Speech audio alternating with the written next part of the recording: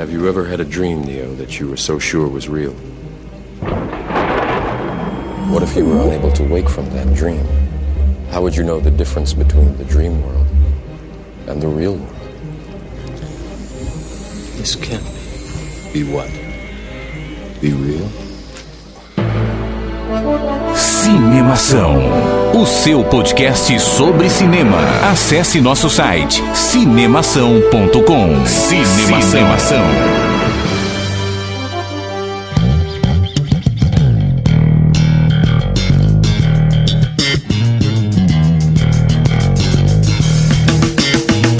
Seja bem-vindo ao podcast Cinemação número 137. Eu sou Rafael Arinelli e o futuro chegou.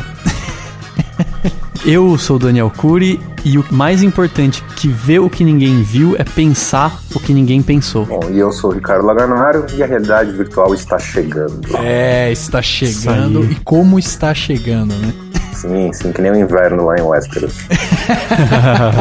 É verdade, ótimo, né? Ótima referência. Verdade mesmo. É verdade, já sentimos a brisa e já colocamos o casaco, né? Pois realmente é. Tá aí, cara. Já tá dando pra dar medo. Exatamente. Hoje trouxemos aqui, né, o Laga, o Ricardo, né, popularmente conhecido como Laga, pra conversar com a gente sobre esse tema que nos empolgou muito, que é realidade virtual. A gente resolveu fazer o tema, daí a gente começou a estudar e tal pro tema. No meio do estudo como a gente não falou disso antes? Nossa, e dá pra fazer, nossa senhora, já fiquei imaginando um monte de filme que dá pra fazer com isso. Começamos tudo, a aplicar, tudo quanto é né? tipo de experiência que dá pra ter, né? Exato. Uma mudança até de paradigma. Tá? Me conta aí que a gente tá precisando de ideia aqui, viu, meu? Aplicabilidade agora, hein? Na verdade eu pensei em adaptações praticamente, mas enfim. Vamos nessa. A gente negocia os royalties e vamos pra cima. Opa! Legal, vamos então conversar sobre realidade virtual logo depois do quadro Repercussão. Agora no Cinemação. Eu começo, então. Repercussão. E eu me surpreendi com o filme. Repercutindo o que rolou durante a semana. Repercussão. Give me your attention, baby. I gotta tell you a little something about yourself. You're wonderful, flawless, who you a sexy lady. But you're walking around here like you're trying to be someone else. Oh, wow, I know that you don't know it, but you're fine, so fine. Dani, nós estamos aqui agora ou isso é tudo parte de uma realidade virtual?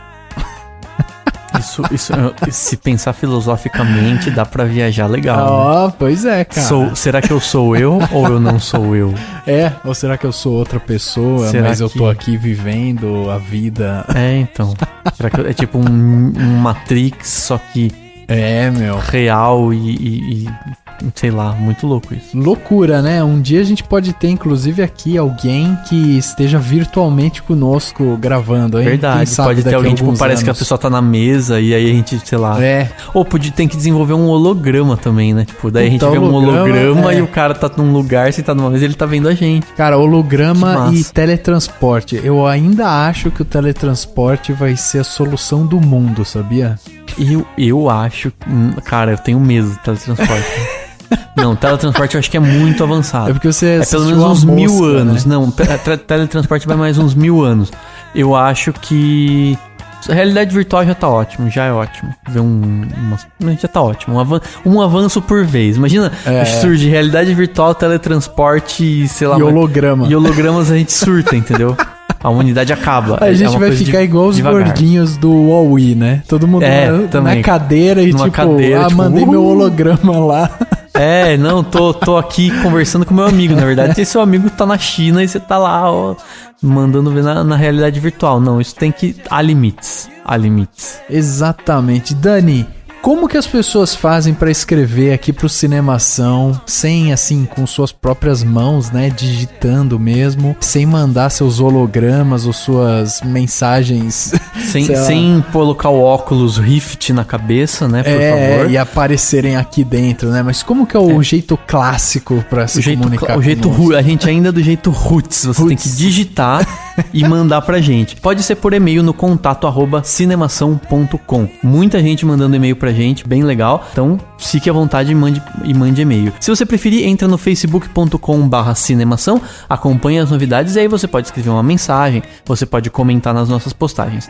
Se você preferir, segue a gente no Twitter, no @cinemação. Quem preferir, segue a gente no Instagram, também no @cinemacao, cinemação. Segue a gente lá com muita novidade em imagens e hashtags bacanas. Se você quiser ouvir a gente de uma forma diferente, você pode entrar na Web Rádio Vagalume em www.webradiovagalume.com e ouvir a gente todas as sextas-feiras às 10 horas da noite, com reprises aos domingos ao meio-dia. Se você prefere uma web rádio mais cheia de música, né? Mais cheia de musiquinha animada, você pode entrar no www.esquemafm.com. Na Web Rádio Esquema, a gente é exibido todos os domingos ao meio-dia, então você ouve lá o Cinemação todos os domingos ao meio-dia. E claro, não deixe de entrar no site, no cinemação.com, e acompanhar todas as novidades, ler as nossas críticas e os novos trailers e tudo de bom e de melhor que tem por lá o tempo todo. Também não esqueça, né, de acessar o seu iTunes, através do iTunes, e lá classificar a gente. No SoundCloud também dá lá seu like, seu coraçãozinho. Mandar aí, né, sua avaliação do que você acha do podcast do Cinemação, porque isso ajuda a gente a crescer, a ganhar mais público, e isso é muito importante para o nosso desenvolvimento. Então, acessa também o iTunes, o SoundCloud, assina o feed do Cinemação, do podcast, assim você não perde nenhum episódio também, né? Saiu um episódio, pum, tá lá, já tá com você, instantâneo, se você tiver o feed, se estiver assinando o iTunes e tal. Todos os links estão aqui no post do podcast do Cinemação, então não se perca, é só acessar o post aqui desse podcast e você terá lá todos os links. Dani, uma semana de Patreon e até agora estamos caminhando para a parte de divulgação, porque doação mesmo a gente ainda não recebeu. Não. Eu acho o seguinte, você que tá ouvindo a gente e tá pobre, eu sei disso, eu sei que tá complicado, a vida é complicada. Compartilhamos da sua Mas pobreza. a gente sabe que é muito importante qualquer tipo de doação. O Patreon é uma ferramenta super legal que surgiu e que é uma oportunidade de a gente fazer o Cinemação ser cada vez melhor. Então, se você gosta do podcast, você pode doar $1 por mês. É pouco. Eu vou dar uma dica. Vamos supor que você e seu amigo estão pobres e vocês ouvem, né, o podcast. Por que vocês não racham uma doação, por exemplo? É isso mesmo. Tá ótimo. Você pode rachar com alguém. Fala assim, você me ajuda um pouquinho, você me dá R$1,50, né? Vai dar uns R$3, não sei, mas dá uma graninha todo mês e me ajuda aí a pagar. Enfim, o Patreon é uma ferramenta super legal que veio pra ficar e a gente quer muito utilizar essa ferramenta pra poder crescer e pra poder ficar cada vez melhor. Então entra lá no patreon.com/cinemação, que é patreon.com/cinemacao. Entra lá, escolhe uma opção, o que você quiser doar, vê lá as nossas recompensas, as nossas metas de acordo com o que a gente for conseguir arrecadar ao longo do tempo. Você faz a sua colaboração e com certeza você vai ver o Cinemação muito melhor, a gente muito mais feliz pra fazer esse podcast. Assim, é muito fácil, se você não entrar pelo www.patreon, entra aqui no post, lá vai ter um banner, é só você clicar em cima do banner, pronto, você já vai pro nosso Patreon lá e é só fazer a doação. E como prova da nossa gratidão, vamos dar prêmios e melhorar o nosso conteúdo a partir do momento que atingirmos metas. Então, se você começar a doar, por exemplo, $1 por mês, $1 por mês é R$3 por mês pra gente, a gente já vai te incluir no nosso grupo secreto do Cinemação dentro do Facebook. Lá rola altas discussões. E você vai poder dar muito palpite. E a gente vai te ouvir, a gente jura que a gente vai te ouvir. Inclusive, pra vocês terem uma ideia, dessa semana a gente discutiu muito sobre séries, então a gente não fica só falando sobre cinema, a gente fala sobre as coisas que estão saindo dentro do Cinemação. O Bruno Lopes, que participou com a gente aqui do podcast, né, sobre roteiro e tal, ele foi lá e colocou colocou inclusive a página dele, né, no Facebook que ele criou e tal, a galera foi, curtiu e tal, então tem essa interação, é legal que você vai conseguir interagir com mais pessoas que participam aqui, né, do Cinemação, tudo isso só com $1 por mês, então é muito fácil, é muito pouco que você pode doar. E se você tá aí preocupado porque você não tem cartão internacional, por exemplo, a gente tem no rodapé do site, tem lá a parte de doação também, né, que você pode fazer, é só acessar lá e tem lá a doação, que você pode fazer uma doação pra gente, e a gente vai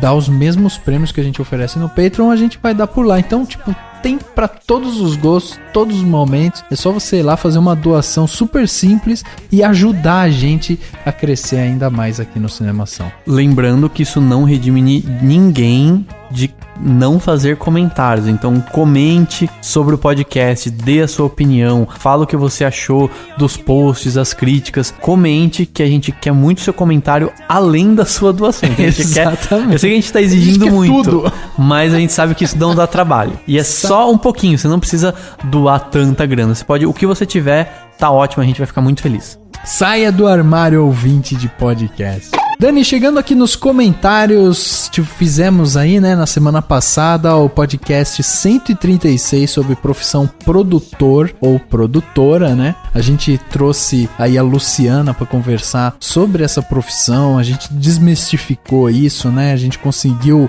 mostrar várias camadas dessa profissão e aí a gente recebeu comentários durante a semana sobre esse podcast. E um deles que a gente recebeu foi do Cassiano Lima e ele escreveu o seguinte: e aí, caras, a minha dúvida sempre foi o que um produtor de cinema realmente fazia em todo o processo da obra. Na visão geral da maioria e a minha até então era pensar exclusivamente na questão da captação de dinheiro.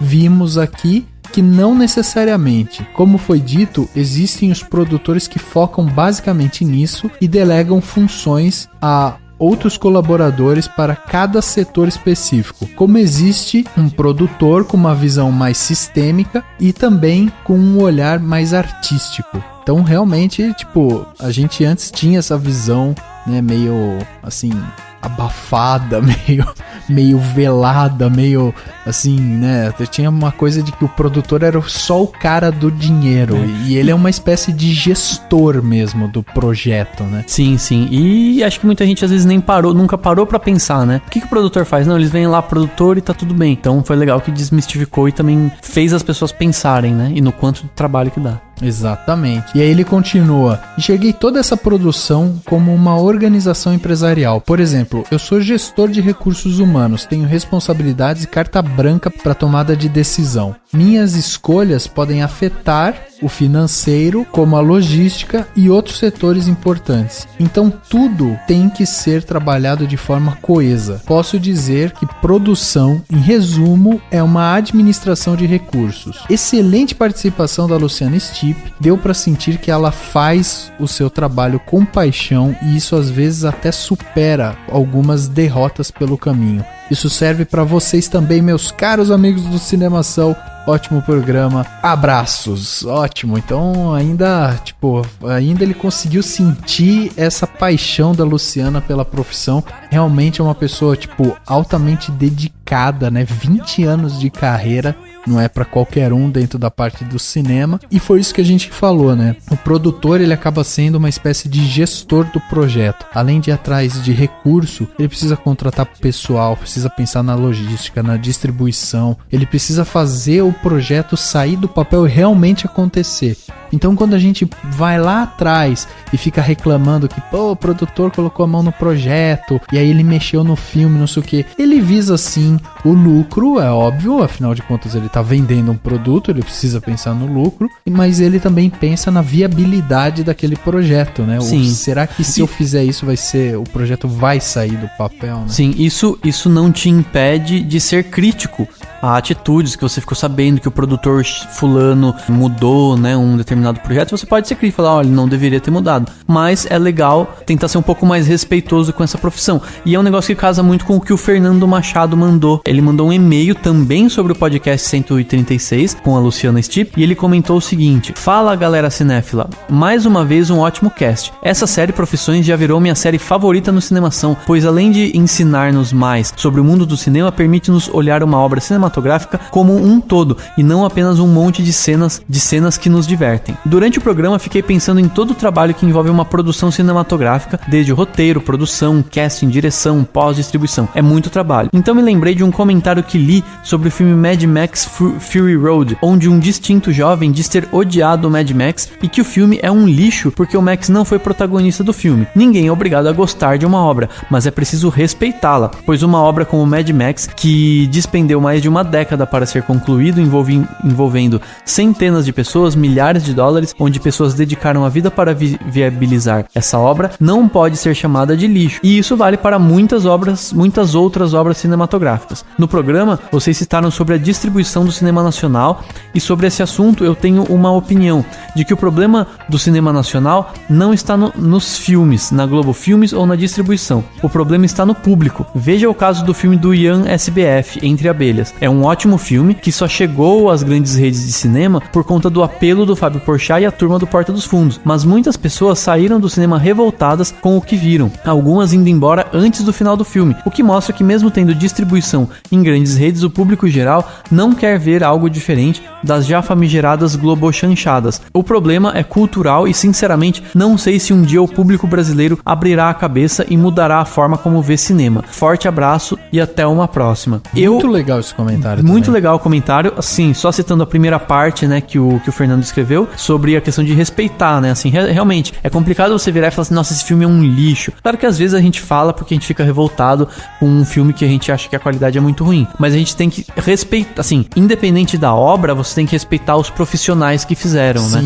Às vezes um filme, você considera ele ruim, mas você tem que respeitar o cara que foi lá e atuou e produziu, o outro que dirigiu, o outro que, enfim, escreveu o roteiro. Eles fizeram um esforço, foi o melhor que eles fizeram, provavelmente. E isso, né? Cara, eu até digo, quando a gente para pensar, inclusive, em pirataria, quando você pensa em, eu tô lá baixando o meu torrent, entendeu? Tô pegando lá via streaming, Popcorn Time agora que tem também, né, e tal. Quando você tá fazendo isso, você também está prejudicando uma série de profissionais que não estão recebendo por esse trabalho que eles fizeram ali durante tantos anos. Então, além do respeito à obra alheia, que você pode concordar com ela ou discordar, né? Também é importante você pensar nessa distribuição, né? Quer dizer, se eu não tenho acesso, porque não chega o filme pra mim, porque não chega no Brasil, porque eu não tenho acesso, você justifica uma certa pirataria em cima disso, assim como você justifica quando você não tem a TV a cabo, quando você não tem outras coisas. Então, é importante a gente também pensar nesse conceito, né, de prejudicar o profissional e respeitar a obra e as pessoas que produzem ela em cima disso também, né? É complicado essa questão, Rafa, porque assim, eu acho que é um pouco inevitável no mundo de hoje você não passar pelo download, mas eu acho que todo mundo tem que parar e pensar o seguinte: o que eu faço pra manter essa indústria que eu gosto? O que eu faço pra manter o cinema? O que eu faço pra isso? Eu compro DVDs? Eu pago o ingresso do cinema? Pago um serviço de vídeo on demand? Eu tô, de alguma forma, me colocando nesse mercado. Se eu só baixo e não ajudo e não faço nenhum tipo de contribuição em nenhum momento, eu acho que talvez isso não seja positivo, entendeu? Então é legal pensar a respeito disso. Assim, às vezes você fala, olha, eu não tenho tempo de ir pro cinema, mas eu sempre compro DVDs, eu tenho TV por assinatura e eu assisto filmes, né? Tipo, do Audiência, que é uma forma de pagamento, pra TV por assinatura. Ok, legal. Então a gente tem que tentar ver assim, pensar nisso, né? O que eu estou fazendo pra contribuir com essa indústria, né? Exato. Eu vou ao cinema ver filme nacional, etc. E a segunda parte do comentário do Fernando, só pra fechar, é o seguinte: ele fala sobre o fato de o público brasileiro ser o culpado. Eu acho que, eu até entendo essa crítica que ele faz, ela existe muito, mas eu acho que assim, a gente não pode pensar que isso não tem como mudar. Isso você muda com o tempo. E pra mudar com o tempo, você precisa oferecer cinema de qualidade. Exatamente. E mais com uma distribuição melhor. E você precisa, enfim, fazer com que essas pessoas tenham acesso. A partir do momento que elas tiverem acesso, elas vão começar a curtir e vão começar a ir mais. Claro que demora, mas não dá pra chegar e falar assim, o público só quer comédia. Não. Se começar a oferecer filme bom de diversos outros gêneros, eles vão assistir. É como assim... E filme bom, claro, filme bom a gente já produz, mas se começar a chegar nos cinemas filmes brasileiros legais, as pessoas vão assistir. Vai demorar pra elas se acostumarem um pouco? Pode ser que sim, mas vai acontecer. Eu tenho até uma metáfora pra isso, ó. Se você pega uma tela e ela é rosa, por exemplo, e você fica ali olhando pra aquela tela rosa, quando você tira o seu olhar da tela e olha pra um lugar branco, você continua enxergando aquela tela rosa no seu olho, né? Ou seja, seu olhar fica viciado dentro daquela tela rosa. Então, eu acho que é isso que o Dani falou, você precisa ter um tempo para que o seu olhar mude. A gente precisa ir doutrinando o nosso público. É óbvio que muita gente ainda está acostumada com essas Globo chanchadas. É óbvio que isso leva tempo, mas a gente não pode desistir de entregar filmes de qualidade e aceitar que a gente vai ter baixos públicos durante um período considerável, porque as pessoas vão precisar tirar um pouco desse vício do olhar, né? Elas vão ter que começar a olhar para essa tela branca até a hora que elas começam a ver a tela branca sem enxergar o que era a rosa, entendeu? Boa ideia. E só uma sugestão para todo mundo que é cinéfilo. Se você é cinéfilo e acha que o cinema brasileiro podia ter mais público ou chegar a mais gente, a forma de você fazer a sua parte é, primeiro, ir ao cinema e também convidar pessoas para irem pro cinema, de repente dar um DVD de um filme brasileiro de presente para alguém, incentivar seus amigos a assistirem esses filmes e falar que eles são bons. Aos poucos a gente vai fazendo acontecer.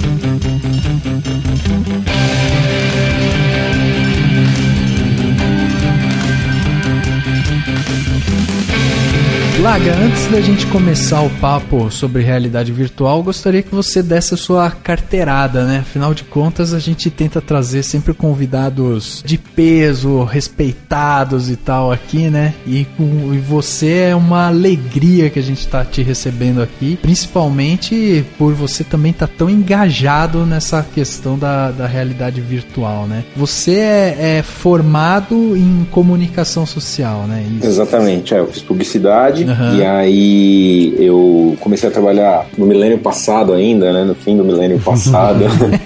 Só que eu fiz publicidade, mas na época não existia quase o cinema, né? Eu entrei na faculdade em 97, tava no comecinho da retomada, então o mais próximo que dava pra fazer isso era comercial de TV e videoclipe. E foi meio por onde eu pensei em entrar, foi na publicidade. E aí eu descobri no meio da faculdade que num publicitário não ia filmar os comerciais, tava lá na agência e tal. Exatamente. E eu fiquei meio chateado com isso e acabei entrando num estágio na TV Cultura.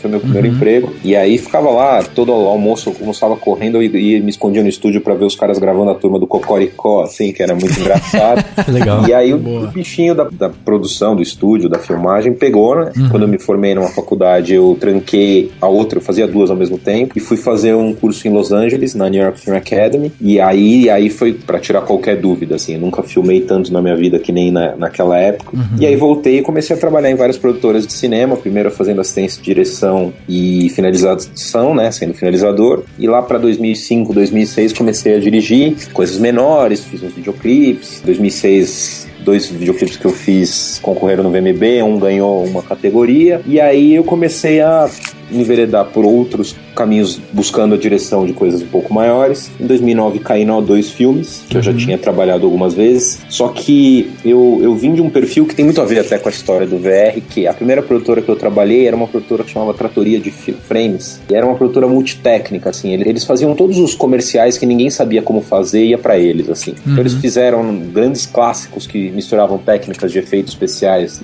naquela época, no começo dos anos 2000 e no fim dos 90. Fizeram o Sid Nelson, que era da Rainha, eles fizeram os M&M's, eles fizeram o Ratinho da Folha, tudo que tinha mistura de filmagem com maluquices de efeitos, eles faziam. E eu acabei entrando lá com esse meio DNA de misturar coisas.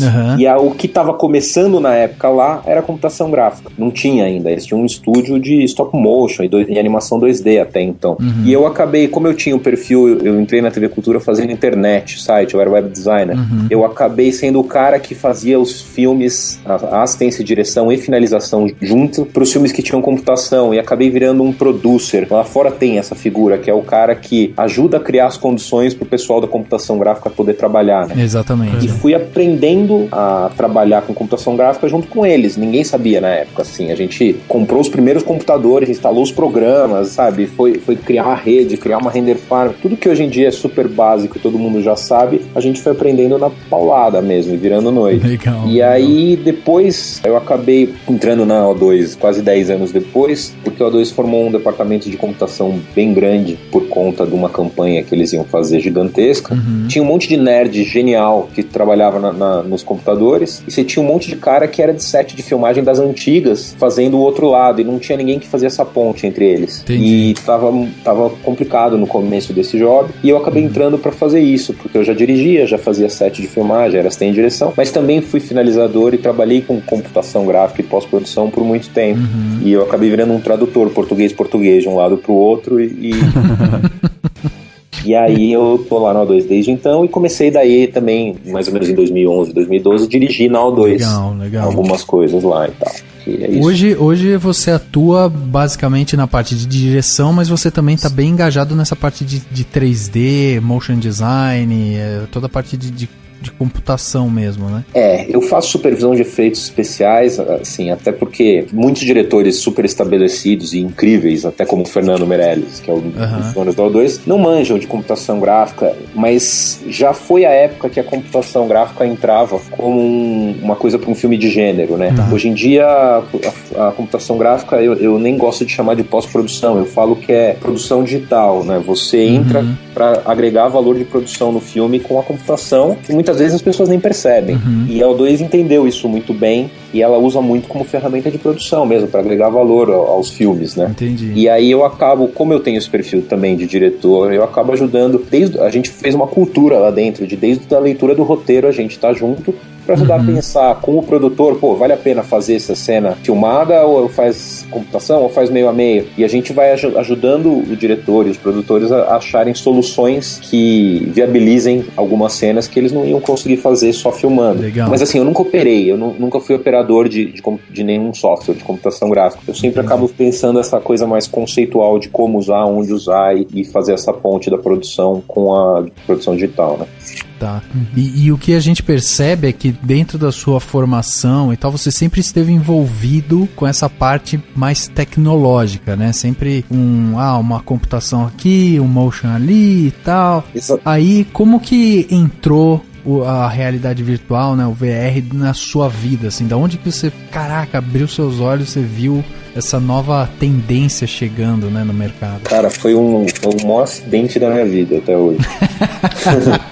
Porque é o seguinte, há 3 anos atrás eu fui chamado lá no O2 para dirigir um conteúdo que vai ser inaugurado em setembro agora, a gente tá há 3 anos trabalhando nele, que é um museu que vai ter no Rio de Janeiro, chama Museu do Amanhã. É um museu no mesmo perfil do que tem aqui em São Paulo, o Museu da Língua Portuguesa, o Museu do Futebol, esses museus mais high-techs, que são mais interativos e tal. Quem tá fazendo a curadoria a Fundação Roberto Marinho, que é o mesmo que fez esses museus, e eles estão nessa área da revitalização do Porto do Rio aí por conta das Olimpíadas, e é um museu de ciência e filosofia, um museu que discute para onde estamos indo, né? E a primeira experiência do museu, a gente que vai fazer, e eu que estou dirigindo, é um portal cósmico. Você entra num domo gigantesco, que vão caber mais ou menos 80 pessoas, e ele no formato de um sonho de valsa. Você tá dentro dele e você vê projeção 360 em todos os lados, e é como se fosse, não é um planetário que tem aquela coisa há 14 bilhões de anos atrás, não.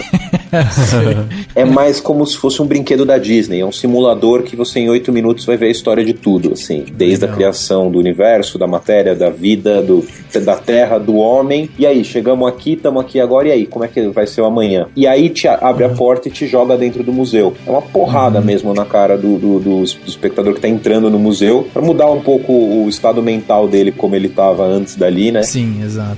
E isso é um conteúdo imersivo, exatamente como é a realidade virtual. A diferença é que você não tá com óculos na sua cara, né? Você tá numa tela gigantesca que te envolve. E a gente teve muita dificuldade no começo pra fazer isso, porque seja pra provar o roteiro, quando você escreve no papel já pra uma tela plana, já é difícil, né? Você fazer as pessoas entenderem o que você quer. Quando a gente escrevia, sei lá, que ia ter uma cena de 10 segundos de lava pelas paredes, é difícil o cliente e as pessoas entenderem o impacto que isso pode ser sensorial mesmo, né? Exatamente. E a gente não conseguia aprovar as coisas, e o projeto não andava, ele ficava girando em falso. E aí eu falei, puta, a gente precisa fazer uma maquete. 2015, 2013. Precisamos fazer uma maquete. Aí tentamos alugar um domo inflável e fazer, e não funcionava, não passava a sensação do que ia ser o lugar mesmo e tal. E aí, do nada, a gente viu um protótipo de um óculos de realidade virtual, o Rift, que foi o primeiro protótipo que surgiu no fim de 2012, começo de 2013. Porra, isso pode ser um negócio. A gente constrói nosso domo em 3D aí na escala que vai ser lá, e o cara veste o óculos e aí ele consegue olhar pro lado, pra cima, pra trás, pra baixo e ter a sensação que ele vai ter lá. Exato. E aí a gente comprou esse protótipo, demorou 5 meses pra chegar, começamos a desenvolver ferramenta, mas nunca pensando na realidade virtual, assim, sempre pensando em só conseguir fazer acontecer o projeto do Museu do Amanhã. Só que aí a gente foi desenvolvendo ferramentas, técnicas, e foi entendendo a linguagem, que é completamente diferente você contar uma história quando você está sendo envolvido por ela. E na hora que a gente começou a ver todo esse movimento da realidade virtual, né, do VR, falando, pô, a gente tem todas as cartas na mão agora para brincar disso. E aí eu entrei com tudo, começando a pesquisar, principalmente do começo desse ano, do fim do ano passado, pra gente, agora que a gente entendeu tudo, como funciona, vamos começar a fazer coisas para isso mesmo. Né? Exatamente. Foi mais ou menos por aí que aconteceu esse caminho. Assim. Tive um pouco de dificuldade quando eu comecei a ler sobre realidade virtual, e até que você realmente vê, né, alguma coisa acontecendo, a gente tem um pouco de... Sei lá, é difícil de visualizar, né? Não dá pra explicar e saber o que é antes de ver a primeira vez. Então, e claro, e mesmo assim, ainda por enquanto eu só vi na tela plana, né, do computador. Sim. Não cheguei a ver, né, tipo, no óculos, com certeza deve ser uma experiência mesmo única que não tem muito como explicar. Não sei se você chegou a pensar isso, o que já foi discutido a respeito disso, mas por que assim, eu sei que o termo, né, realidade virtual surgiu na década de 80, certo. E há muito mais tempo existe essa coisa, né? Tipo, no futuro a gente vai colocar um óculos e vai viver uma realidade virtual. Sim. Tem o filme do Tron, que é da década de 70, 80 e alguma coisa também, enfim...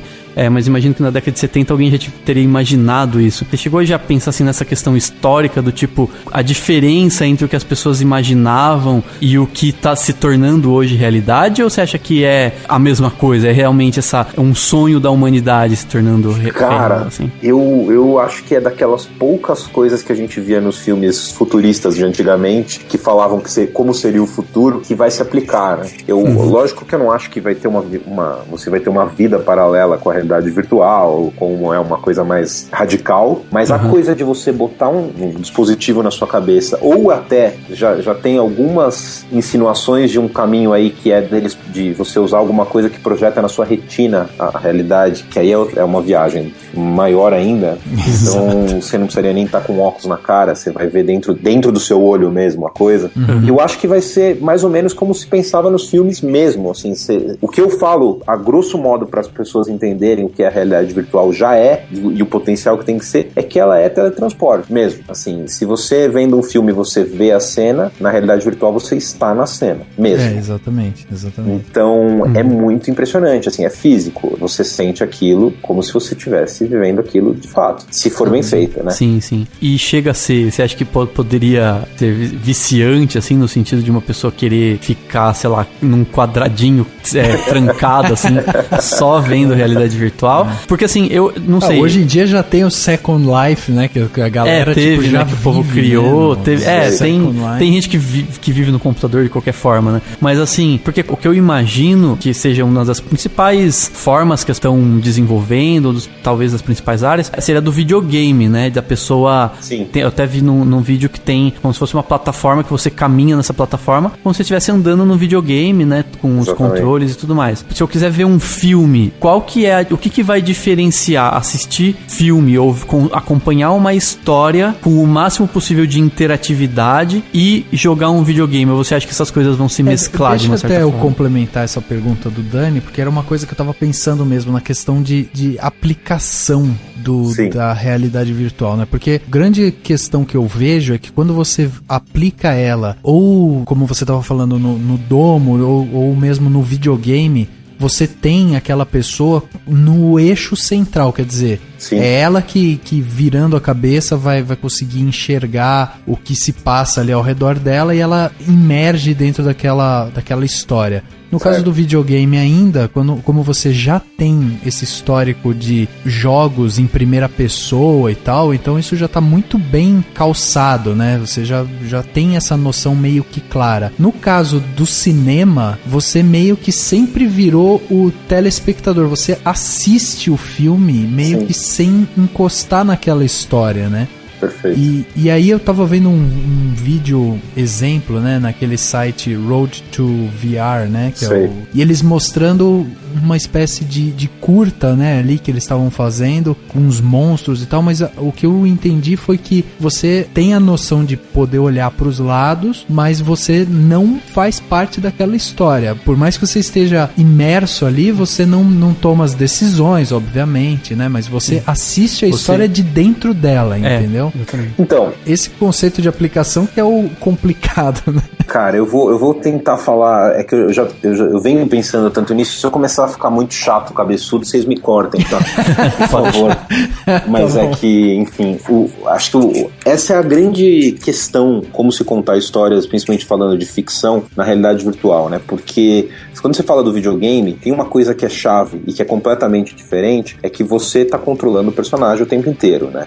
Então você quer ir pra lá, você vai pra lá e você vai fazer aquilo e as coisas reagem ao que você faz e vice-versa. Você reage ao que interage com você, né? Exatamente. O cinema, propriamente dito, mesmo que eu até faço uma comparação, quando você vê um filme que tá a câmera em primeira pessoa, né, correndo, e você vê a câmera tremendo como se fosse a pessoa, você ainda tem o enquadramento, né, que é onde o diretor tá fazendo a câmera olhar fingindo que é pra onde o cara que tá olhando, mas tá restrito àquilo, né. Na hora que você tá na realidade virtual, você que vai olhar pra onde você quiser, não importa, não tem o enquadramento mais, né. Então, algumas ferramentas muito básicas do cinema, que a gente aprendeu a ver nos últimos 100 anos e entendeu o que significa, como o enquadramento, o corte seco, né? O cara sair pelo canto direito da tela e quando ele entra pelo canto esquerdo na cena seguinte, você entendeu que ele saiu de um lugar e chegou no outro, né? Isso é a gente fala que é uma gramática mesmo, que as pessoas foram aprendendo a entender isso, né?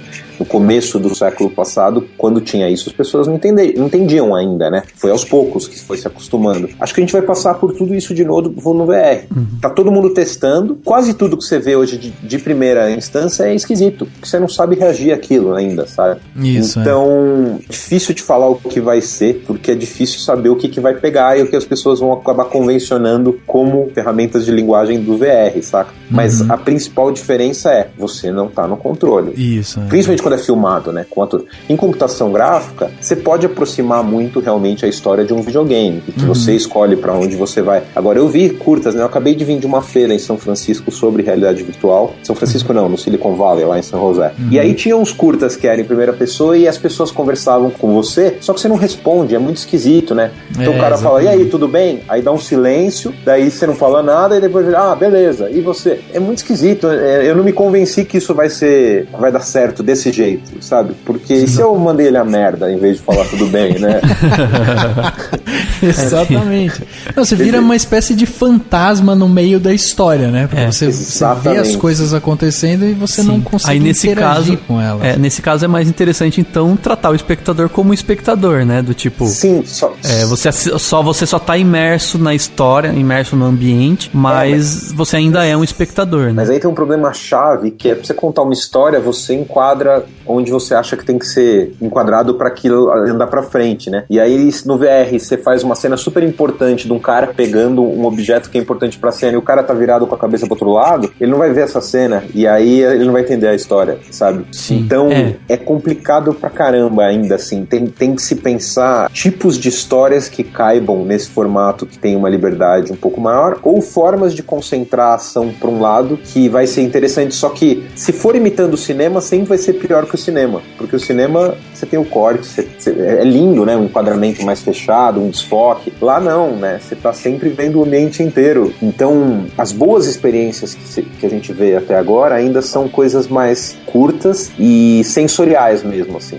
Não necessariamente como história sendo desenvolvida como a gente tá acostumado num filme. Eu vi lá, sei lá, um demo super tosco, mas uma psicóloga espanhola tá desenvolvendo um tratamento de terapia para fobias com realidade virtual. E você entra no elevador e o elevador trava. Um monte de gente. E aí você fica ali preso. Aí você sai do elevador, você entra numa sala, a sala começa as paredes virem a diminuir, assim, o quarto. Parece aquela cena do Star Wars, assim. E é aflitivo pra caramba, assim. Você vai ficando pequeno ali e você não consegue, e você não sai dali, né? E aí a diferença do cinema é físico, assim. O medo que você sente, o esquisito que vem, é meio como se você estivesse ali.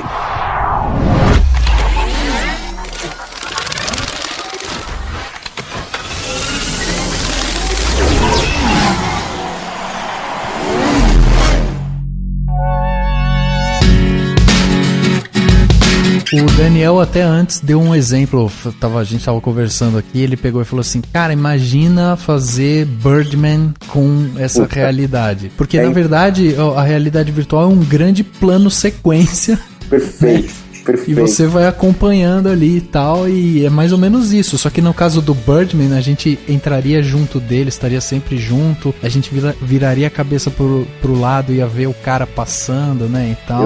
Eu já conversando bastante com os amigos, a gente sempre acabou chegando no Birdman mesmo. É um exemplo que parece que tem mais a ver, assim.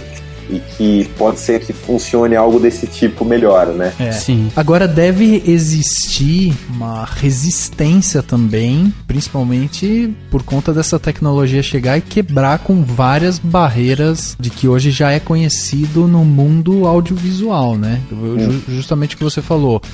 Os cortes, você trabalhar com planos, fazer aquele plano detalhe e tal, tipo, isso daí acaba, você sempre vai ter ou planos abertos, ou, né, o cara vai caminhar junto com a história, né? Sim. Você sente essa resistência por parte do mercado e talvez por isso essa tecnologia ainda não conseguiu, tipo, deslanchar, assim?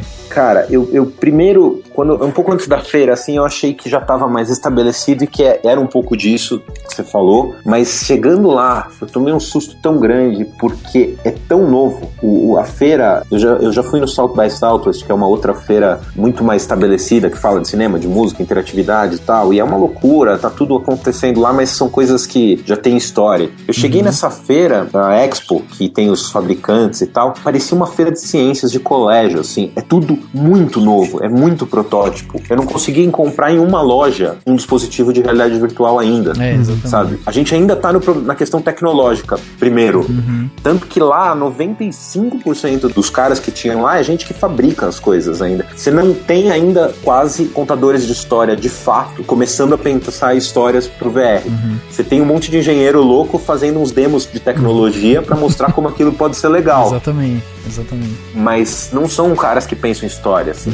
Eu tive uma discussão com alguns divertida, que as câmeras de realidade virtual, elas são como se fosse uma cabeça em cima de um tripé com um monte de câmeras apontando para todos os lados para filmar o ambiente inteiro, certo? Exatamente. Os caras são engenheiros, então eles querem reduzir os problemas para eles, que eles põem umas câmeras com umas puta lente aberta para ter o mínimo de câmera possível, porque é um caos você ter que administrar, sei lá, 6, 8, 10 câmeras, ligar todas ao mesmo tempo, depois pegar o cartão de cada uma das câmeras, abrir e sincronizar as imagens dele e depois juntar essas imagens sem ficar com uma emenda. É uma questão técnica horrível, né? Então você usa uma lente super angular, você reduz o número de câmeras. Sim. Só que aí você bota o óculos e olha pro chão, você tem 4 metros de altura, porque é uma puta lente angular. E você olha pra baixo e parece que você é gigante. Aí eu falei, não dá. Precisa ser uma lente normal, não pode ser uma grande angular. O cara falou, não, você não vai querer isso, porque isso vai aumentar o número de câmeras. Eu falei, não, você não vai querer isso, porque você é o fabricante. Eu preciso que o cara olhe e tenha a mesma relação que ele tem no olho normal. Exatamente. Claro. Né? Ele não pode parecer que ele tá no musical Os Miseráveis, né? Que é aquela coisa meio esticada, assim. Exatamente. Então, ainda, e agora estamos chegando no ponto que vão entrar os primeiros caras que produzem e pensam histórias para começar a desenvolver o mercado, e com certeza vai ter muita gente de cinema que vai ter resistência a isso, mas eu acho natural, e uma coisa não mata a outra, como nenhuma mídia matou a outra. Sim. Cinema é incrível, e para contar histórias como o cinema conta, ninguém nunca vai superar ele, Exatamente. né? Acho que vai ser uns loucos mais que nem eu, que acho divertido, mas ao mesmo tempo, sei lá, eu trabalho na O2 e o Fernando Meirelles, que é o dono, tá louco pra fazer isso. Ele pôs o óculos na cabeça umas primeiras vezes e falou, eu quero fazer um filme com isso. E ele não é um cara que faz filmes de efeitos, ele não é um cara high-tech, digamos assim, mas ele se encantou com a possibilidade de jogar, de fato, o espectador dentro de uma história e as coisas, né, ele tá no meio das coisas, ele quer brincar com aquilo. Isso é fenomenal. E tem uma outra questão que eu tenho percebido, é como essa tecnologia começa a ganhar popularidade, né? Eu vi esses dias que saiu agora aquela, eu não sei se você viu aquela 360 Heroes, Sim. que encaixa várias GoPros, e aí você tem a visão 360, até porque a GoPro tem essa visão angular, e aí ele já Sim. tem um software que pega todos os arquivos, já faz todas as emendas, e inclusive já estão falando de colocar em YouTube, porque daí você vai ter aquela comando, né, de você conseguir girar a câmera e tal, e já ter um pouco dessa experiência, só que obviamente sem a questão da realidade virtual, de você estar ali imerso, mas a questão de você ter essa possibilidade de filmar algo em 360 já é algo que te dá um ganho, né, de narrativa incrível. Então, na real, o YouTube já tem disponível essa ferramenta. Eu tô subindo um monte de vídeos lá, e quando ele vê que o formato do vídeo é de realidade virtual, ele já habilita esse player, e você olha no celular, por exemplo, se você tiver um smartphone, e você já lê ele com o giroscópio, pra onde você virar o celular, você vai estar vendo dentro da cena. Isso, já rola, já tá rolando isso. Eu acho que vai ser mais ou menos o que aconteceu quando vieram as câmeras digitais, né? O cinema antes era um negócio super pra poucos, né? O cara que conseguia pegar uma câmera de 35mm e tal. Aí vieram as DSLR, tipo as Canon, né? 5D e tal, e todo mundo comprou uma e virou cineasta, né? Aí todo mundo sai fazendo filme e tal. E aí passa um tempo e todo mundo percebe que o que faz um filme ser um filme não é a câmera, né? É todo o resto. E aí você começa a voltar e ver que uma coisa é um Zé Mané que comprou uma 5D fazendo filme, e outra coisa é o Fernando Meirelles fazendo um filme com uma 5D, né? Exatamente. O filme do Fernando Meirelles vai continuar sendo o filme do Fernando Meirelles, não importa se ele fez numa ARRI ou numa 5D. Claro. E acho que com a realidade virtual é a mesma coisa, assim, tem que ter, e cada vez mais ser mais fácil para as pessoas conseguirem filmar isso, mas o que vai fazer os bons filmes de realidade virtual serem bons filmes são os caras que fazem bons filmes. Sim. E é o que pode fazer vingar ou não a realidade virtual como, sei lá, uma nova forma de entretenimento, né? Porque se você tem uma nova tecnologia e não oferece coisa de qualidade, ninguém vai querer comprar ou gastar dinheiro com um negócio que não vai ser legal, não vai ser divertido, né? Se for pra pensar na questão de entretenimento, né? Pois é, eu tenho até algumas discussões lá na O2, assim, que o pessoal fala, você tá escrevendo, falando tudo que você tá estudando e tal. Eu falei, não adianta só eu saber fazer isso e o O2 saber fazer isso, e aí todo mundo vai começar a fazer no chute, fazer umas coisas horríveis, que aí a primeira vez que o cara bota um óculos na cabeça e vê um negócio que é horrível, ele acha que a realidade virtual é ruim e não quer ver aquilo nunca mais, claro. né? A gente precisa que tenha muita gente fazendo coisa boa pro mercado começar a existir e as pessoas quererem ver. É, verdade. Né? Senão, você mata o mercado antes dele começar a existir. Sim, né? sim. Meio grosso modo, se a gente comparar com o cinema 3D, né? Se começar a sair só filme ruim em 3D, tem muita gente que não quer mais ver filme 3D. Não, eu vou ver o 2D porque não me faz falta e eles não estão me agregando em nada, né? É exatamente isso, né? Exatamente isso. Você usa só como uma ferramenta, um gimmick, né? Que a gente fala um negócio só pra poder cobrar um ingresso um pouco mais caro, mas se não é bom, ninguém vai querer ver. Sim, né? sim. Aconteceu isso nas TVs, né? Ninguém usa TV 3D, né? É, exatamente. Porque não tem conteúdo pra TV 3D. É simples assim. Exato, É. exato. Aliás, muita gente fala que o problema do 3D era justamente o óculos, né? Porque ele era um troço Sim. que atrapalhava, tanto no cinema quanto em casa. E aí o pessoal Perfeito. começou a falar, pô, tem que colocar um bagulho na cabeça e tal. Puta saco, né? Quem usa óculos tem que colocar um óculos em cima do outro e tal, puta coisa ruim e tal. Chato, E, no entanto, hoje quando a gente olha principalmente o Oculus Rift, por exemplo, é um troço gigante que você tem que colocar na cabeça também, né? Só que você ganha na balança, o Oculus Rift, por exemplo, o que você ganha de imersão, de interatividade, não chega perto do 3D, né? Uma coisa... Pois é. Você acha que isso pode ser um diferencial justamente nessa, vamos dizer, nesse acolhimento dessa nova tecnologia, por exemplo? Porque o grande quê da questão da realidade virtual é justamente a imersão, ao ponto do cara esquecer que ele tá usando um troço na cabeça, né? Sim, eu não tenho dúvida que isso vai ser usado, eu só não sei ainda em quais esferas e em que quantidade.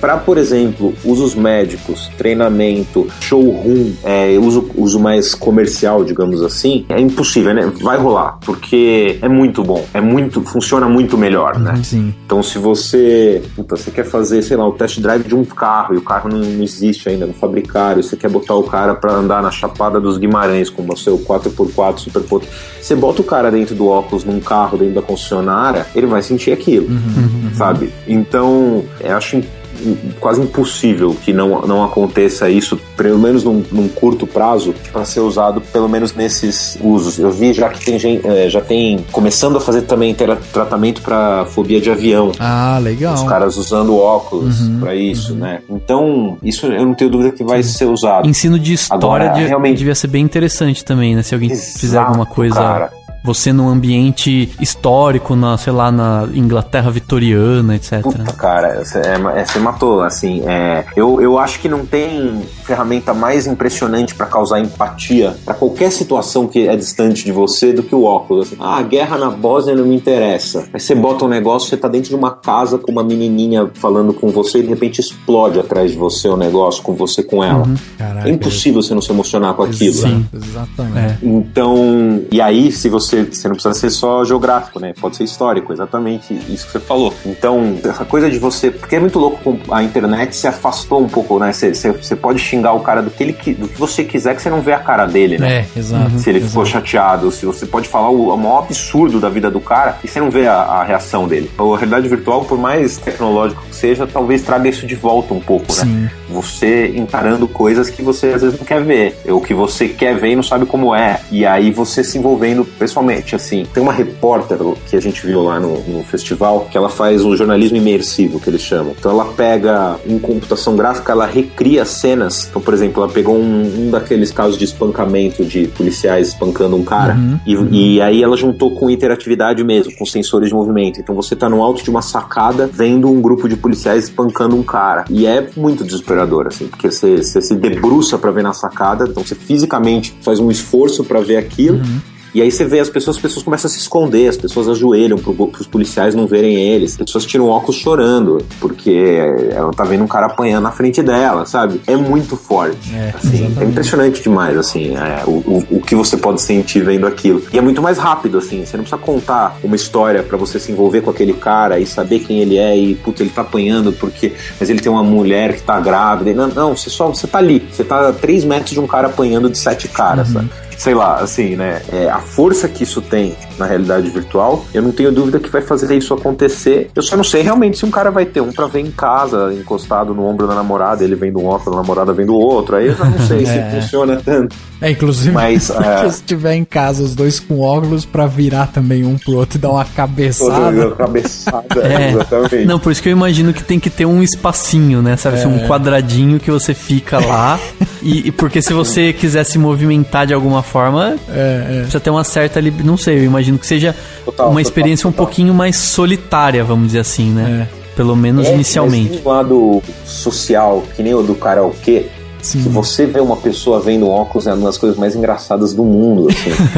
Então, isso também pode ser usado de alguma forma, assim, é impossível as pessoas não rirem usando óculos, sabe, assim, porque ela põe na cara, ela primeiro abre um sorrisão, porque ela de repente entrou num outro mundo, e quem tá vendo de fora, assim, a gente tá fazendo vai ter um blog da O2 com todas as pessoas usando óculos, é muito engraçado, você tira uma foto, você não aguenta, assim, então, o social acaba sendo outro. E tem as coisas que lá os caras falaram, né, um dos criadores de uma das plataformas falou, pra mim o VR vai pegar o dia que eu puder sentar em casa, botar um óculos e jogar poker com meus amigos que estão cada um num canto do mundo.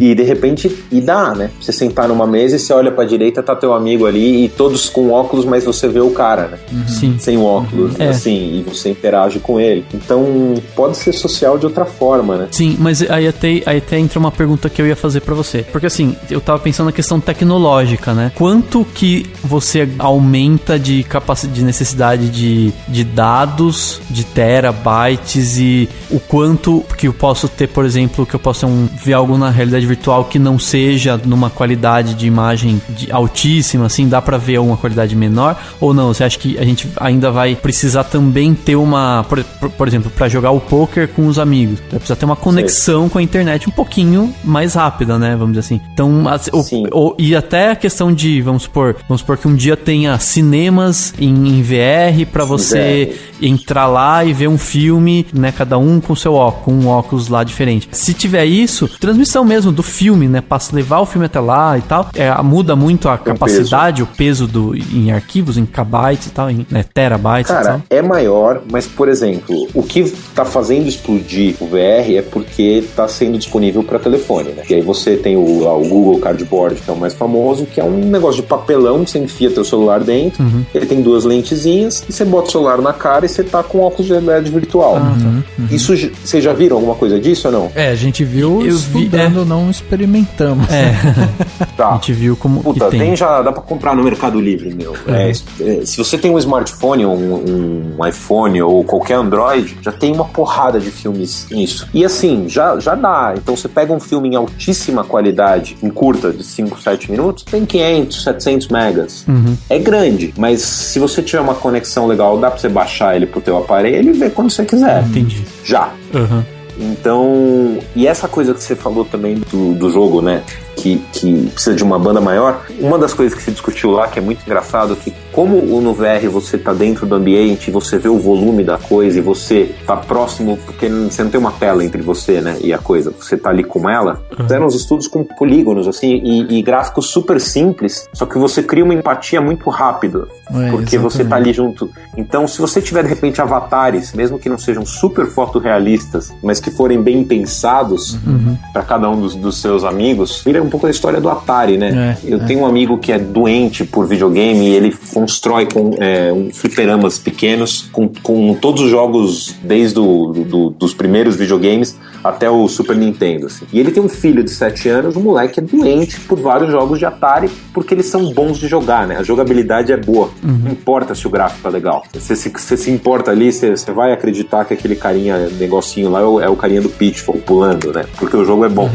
Então, se os avatares, ou seja lá o que for usado para representar as pessoas, forem bem pensados, e hoje em dia já tem isso, né? Você pega no item os avatares super divertidos e tal, e isso funciona direito, acho que nem precisa ser tão complexa a programação e a transmissão de dados para ser divertido. Até eu vi uns testes, né, que fizeram com o Oculus Rift, e eu vi num canal americano no YouTube que se chama Define Bros, e eles colocaram pessoas mais velhas, né, 50, 60, 70 anos, para usar o óculos minutos, e aí eles colocavam a pessoa naquela simulação, né, de uma montanha russa, né? E eu olhando o teste ali, eu falava, caraca, como é que eles podem estar sentindo aquilo que eles estão sentindo com um gráfico tão tosco, né? Porque, por exemplo, o vídeo começa com eles andando por uma casa, e você vê claramente que é uma casa totalmente mal feita, você vê o céu, né? Mas eles andando e falando, pô, que lugar bonito, olha só, tal. Na hora que foram pra montanha-russa, a pessoa falando, nossa, tô com frio na barriga e tal. Então eu acho que a grande questão, na verdade, é justamente essa coisa de você conseguir interagir, né? Você se sentir parte do ambiente que você tá ali, né? Eu acho que e também a falta do quadro, né? Do quadro, Sim, o Laga falou, perfeito. Porque eu acho que isso muda completamente. Até eu tô pensando agora, uma vez eu tava lendo sobre a questão psicológica de você ir ao cinema em vez de ver um filme na sua casa, né? Quando você vai ao cinema, você tá num ambiente que não é seu, não tem as suas coisas em volta, não é a sua sala, etc. Então isso permite ter se emocionar, ter mais imersão. Se você perde o quadro, né, a tela e tá tudo ao redor, a imersão, assim, acho que é incalculável mesmo, né, assim, não tem como você... Quem nunca viveu provavelmente não tem como ter noção, porque deve ser realmente alguma coisa que faz uma diferença gigantesca, né?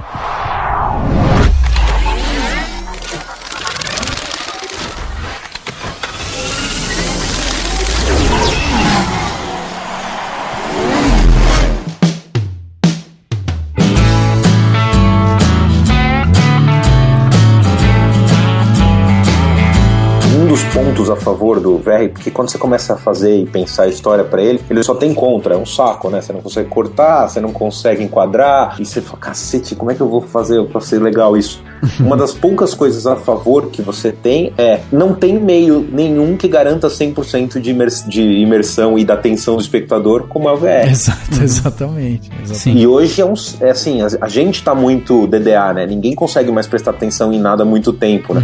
No cinema já é um saco, você tá no cinema, vem 15 caras, tira o celular no meio do filme e responde uma mensagem, né? Exatamente. Nem no cinema que era sagrada, aquela caixa preta e tal, você consegue mais ficar 2 horas sem nenhum outro estímulo. No VR, não. No VR você tá 100% nele. Sim. Só você tirar o óculos. Claro. Né? Então, dá pra usar a favor muita coisa que talvez no cinema não dê tão certo e seja tão popular, né? Então, quando eu mostrei, aqui em São Paulo tem o SPCine, que é mais ou menos o que é a Ancine pro Brasil, né? A agência de cinema. Então, se inaugurou aqui em São Paulo pra cidade. E eu tava conversando com o Manivi, que é o presidente da Ancine. E ele falou, caramba, é tudo que os diretores da década de 70 sempre quiseram fazer no cinema e não deu certo. Porque, não que ele tenha falado isso, mas muitos daqueles filmes eram chatos. Era um plano de 5 minutos de um negócio parado pra você se sentir ali dentro. Só que você não tá ali dentro. Então, quem não topa entrar na brincadeira vai achar o filme um saco. Ali não, você tá, né? Então, eu nesse filme do museu, por exemplo, eu consegui segurar as cenas dentro de um ambiente como que, por exemplo, você tá mergulhando com águas vivas, que nunca teria aquele tempo num filme. Porque ia ser chato aquele plano, aquele tempo todo. E lá não, porque você tá nadando no meio de um monte de água viva. Você nunca nadou na vida com um monte de água viva e você vai ficar ali curtindo aquele negócio meio doidão ali. Então, talvez você pega o Koyaanisqatsi e todos aqueles filmes mais que é só você vendo paisagens e coisas estupidamente bonitas, talvez isso comece a ficar mais acessível até pra quem não é tão cabeça. Exatamente. Né? Com a realidade virtual. Verdade. Eu tô viajando aqui porque eu tô pensando numa coisa.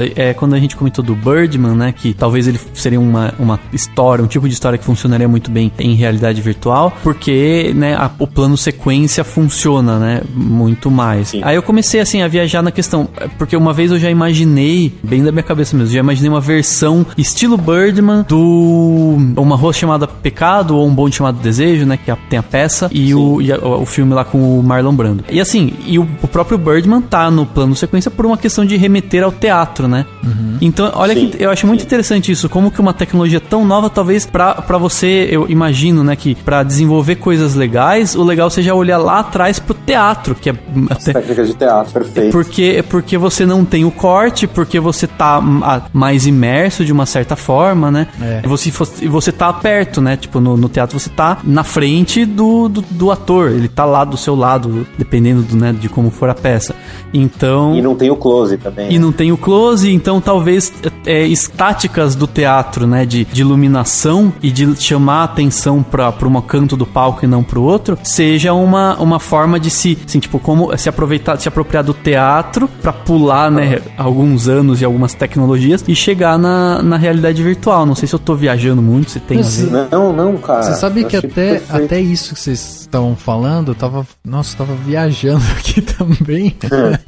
E aí eu tava pensando justamente nessa questão de narrativa, né? Porque eu tô tentando imaginar o VR no cinema mesmo, né? E como ele interagir com uma história tão grandiosa e tal. E aí eu fiquei pensando até a forma de escrever um roteiro, por exemplo, ela vai mudar completamente, porque você precisa pensar num ambiente 360 mesmo, né? Perfeito. E aí uma coisa que eu pensei assim, cara, imagina o VR no Exorcista, por exemplo. O cara que tá ali junto com o padre, por exemplo, e vê a menina girando a cabeça, ele poderia virar a cara e simplesmente não olhar pra menina virando a cara. Mas aí você precisa criar outros elementos atrás dele, ou situações que, tipo, façam com que ele olhe pra lá, ou que interajam com ele de alguma maneira, que ele não perca a história, entendeu? Ou colocar um espelho atrás pra não fazer ele deixar de ver, né? Sim. Sei lá, até colocar táticas pra isso. Um quarto cheio de espelho. Pra fazer, você tem que ver que eu quero que você veja. Mas enfim, eu acho que o legal é isso, assim, como que a chegada de uma tecnologia tão nova que a gente tá mal com dificuldade até de imaginar como que vai acontecer, e você, pra talvez visualizar, você tem que olhar pro passado e olhar pro teatro, que é uma arte muito mais antiga que o cinema, obviamente, e tentar ver qual seria a melhor tática ou as primeiras histórias que a gente pode tentar contar, né, em forma de VR e tal. Sim, essa história que você falou do teatro, por exemplo, uma das coisas que a gente ouviu lá no começo, a gente, né, que tá pesquisando, corte não funciona. E eu lembrei realmente de peças de teatro que rolam um blackout, né, no meio da cena, bum! Isso, e quando acende, tá em outro lugar completamente diferente, né? Pô, isso funciona no VR, né? Sim. É um corte, não é exatamente um corte seco, mas você pode mudar de cena rápido e ir pra outro lugar, né? Então, não tenho dúvida que isso que você falou é uma das dicas, né, assim, pesquisar e ver o que se faz no teatro pra você conduzir a história e tentar aplicar de alguma forma no VR. E até, não sei se da iluminação funcionaria, né, aquela questão de você quer que, enfim, você escurecer um lado, ou a parte que você não quer que preste atenção, e fazer ele olhar pra uma parte iluminada que tem, de repente, o ator fazendo alguma coisa e tal. Talvez seja mais difícil, né? Mas talvez dê, né? Não sei. Isso funciona se o cara já tá olhando pra ali, né? Mas vamos supor que você tá olhando 180 graus pra trás. E ali é um lugar que tá preto, a tela tá preta, então se iluminar o outro lado, você não vai ver que tá vindo a luz dali, né?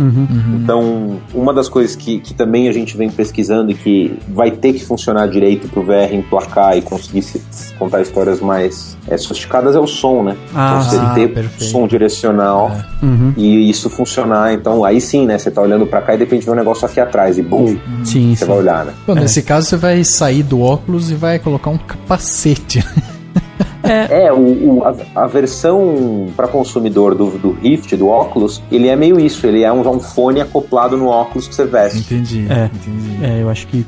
vai precisar, né, ter toda essa interatividade, sem dúvida nenhuma. Agora, nessa parte de narração mesmo, né, de criação de roteiro e tal, já existe um pensamento alocado para esse tipo de coisa, quer dizer, estudos envolvendo isso. E aí você tava falando que você viu alguns curtas e você tinha esse estranhamento de, tipo, às vezes não conseguir interagir ou simplesmente tá ali como se fosse um espectador naquela história e tal. Você acredita que a solução hoje pra realidade virtual, assim, ganhar corpo mesmo, esteja justamente na parte do entretenimento e da educação, né? Essa que é o caminho pra ele explodir. Acho que sim, cara. Eu acho que tem aí... A gente não falou nada porque a gente é comportado, mas no Japão parece que a cena de pornô no VR é fortíssima.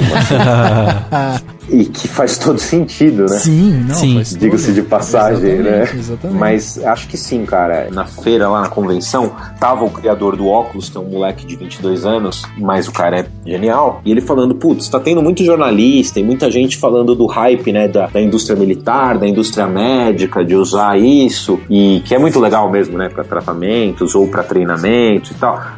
Só que, pô, quem produz coisa pra isso vão ser muito poucas pessoas, porque tem uma série de questões legais, governamentais, né? Você não vai fazer um negócio que é um tratamento médico e qualquer um pode fazer e botar se vai ser usado de fato, né? Exatamente. Então poucas pessoas, quando o negócio estiver estabelecido, vão poder fazer isso de fato. O entretenimento, não. O entretenimento vai poder ser feito que nem são os games, que nem são os filmes, né? Todo mundo vai fazer. E aí, acho que essa quantidade gigantesca de gente produzindo material que vai começar a fazer coisas que são boas e se desenvolver essa nova linguagem e aí a coisa popularizar, né?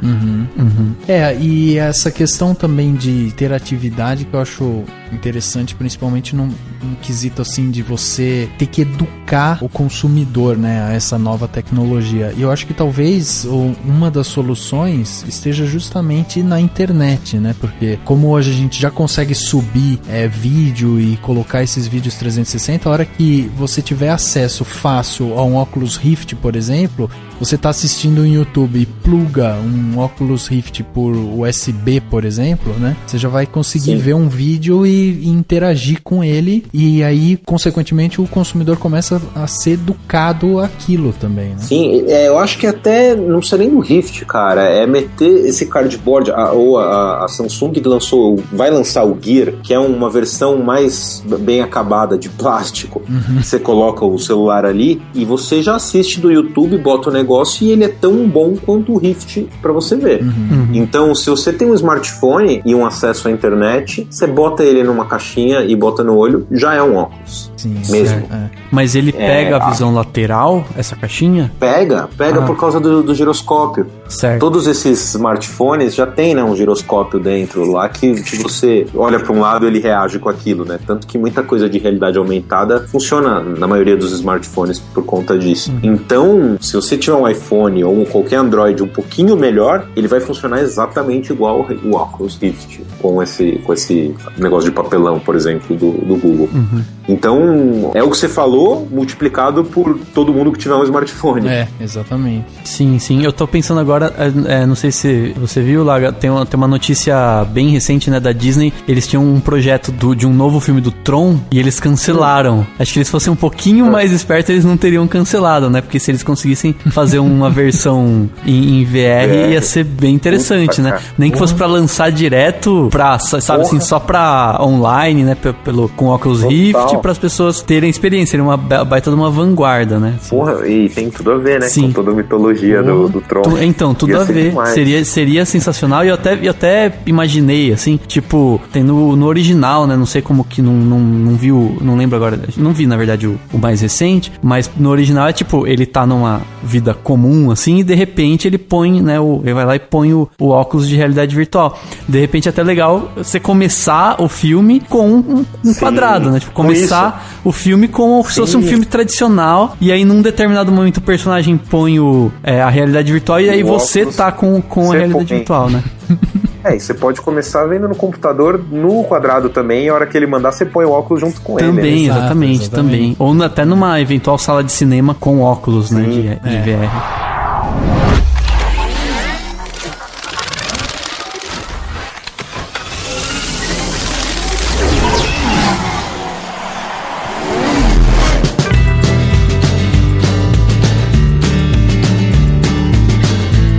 Perguntar sobre uma questão um pouco mais técnica, assim, que eu tava pensando agora. Eu tava vendo um cara explicando que, basicamente, quando você pensa em realidade virtual, para as pessoas terem uma ideia do trabalho prático, né? Você coloca um dedo, tipo, você faz um número 1 com o dedo, coloca bem na sua frente, e aí você fecha o olho esquerdo, depois você fecha o olho direito. Você vai ver que o dedo, ele se move, né? Mesmo você não ter feito movimento nenhum. Então ele fala que quando você você vai fazer a captação, o que eles fazem é basicamente mesclar essas duas imagens, né? E você ali tem pontos em comuns, mas cada uma tem uma amplitude um pouco maior. É diferente de quando você tá com os dois olhos abertos, você tá focado em uma coisa. Ok.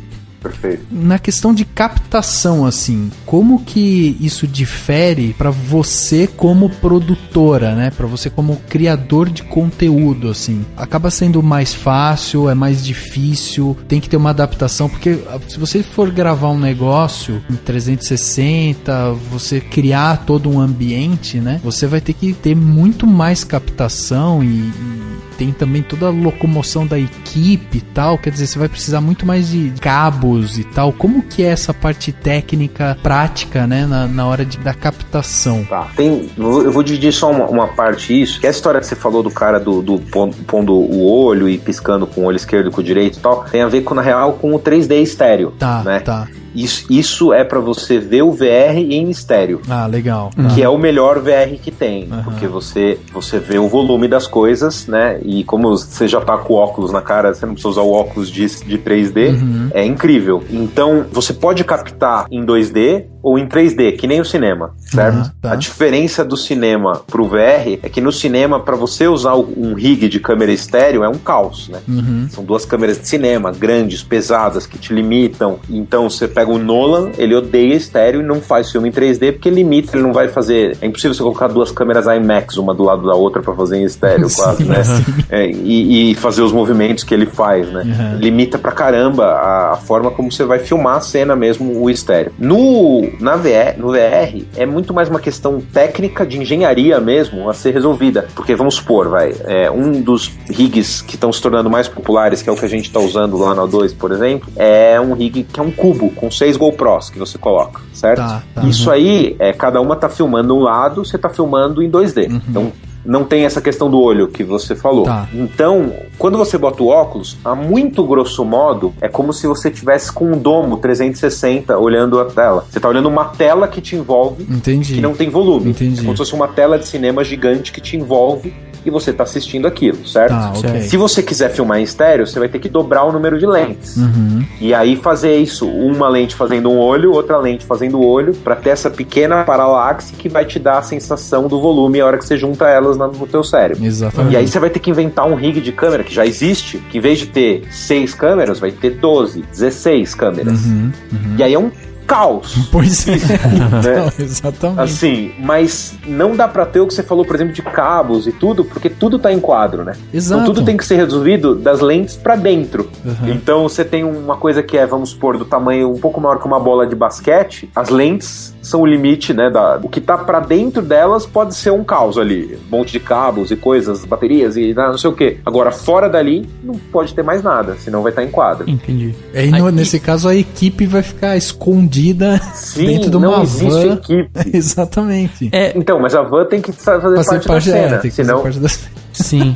Então, o que se fala muito do VR, aí é perfeito a analogia com o teatro, você ensaia a mise-en-scène como diretor, você tá ali, você monta tudo e tal, na hora de rodar você vai embora. Entendi. E o cara faz e todo mundo faz tudo sozinho, assim, né? Porque você não pode estar ali. Sim. Ou então, enfim, se eu pensar essa estrutura tá sustentada por algum cabo ou, enfim, erguida de alguma forma, ou precisa ter algum elemento que não vai poder ter na cena, você vai poder depois ter um baita de um trabalho pra tirar essa imagem numa pós-produção em todas as câmeras, né, que pegaram a imagem, né? Então, aí entra a grande complexidade técnica disso, que você tá emendando um monte de imagem de câmeras diferentes.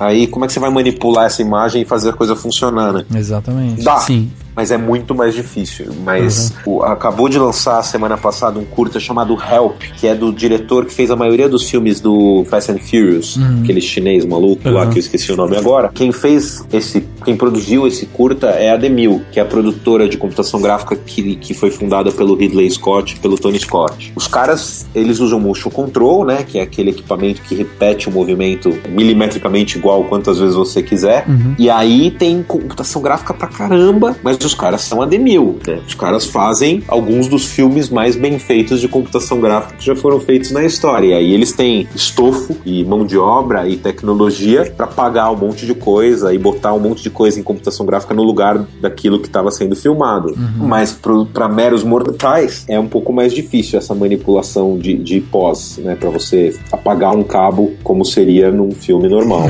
que já é bem mais tranquilo, né? Então, e aí a gente não tem um problema também de custo disso, porque aí quando você tá falando, tudo bem, você vai pensar de outra maneira, mas até pensar nessa engenharia teatral, assim, mas você também ali já não tá falando, sei lá, de mais planos, você não tá falando de uma alocação, ela vai precisar ser uma alocação muito mais específica, você vai ter muito mais gasto com toda a parte de produção e tal, aí você não tem uma crescente de custo na hora de produzir um filme desse? Cara, a gente não viu o filme suficiente pra falar isso, mas eu tendo a dizer que é até o contrário, sabia? Ah, é? É, porque você vai fazer uma cena, o filme tem que ser um ritmo muito mais lento do que é no cinema. Ele tem que ser muito mais próximo do tempo da vida real, certo? Ah, tá. Aí você pensa num cenário, você veste esse cenário como você vestiria pra uma filmagem e vai embora, e você filma ali. Então, na verdade, você tem maquinaria, por exemplo, é muito mais simples. Você não vai poder ter um monte de equipamentos de câmera que você usa no cinema. Você vai ter que ter a câmera ali, num tripé,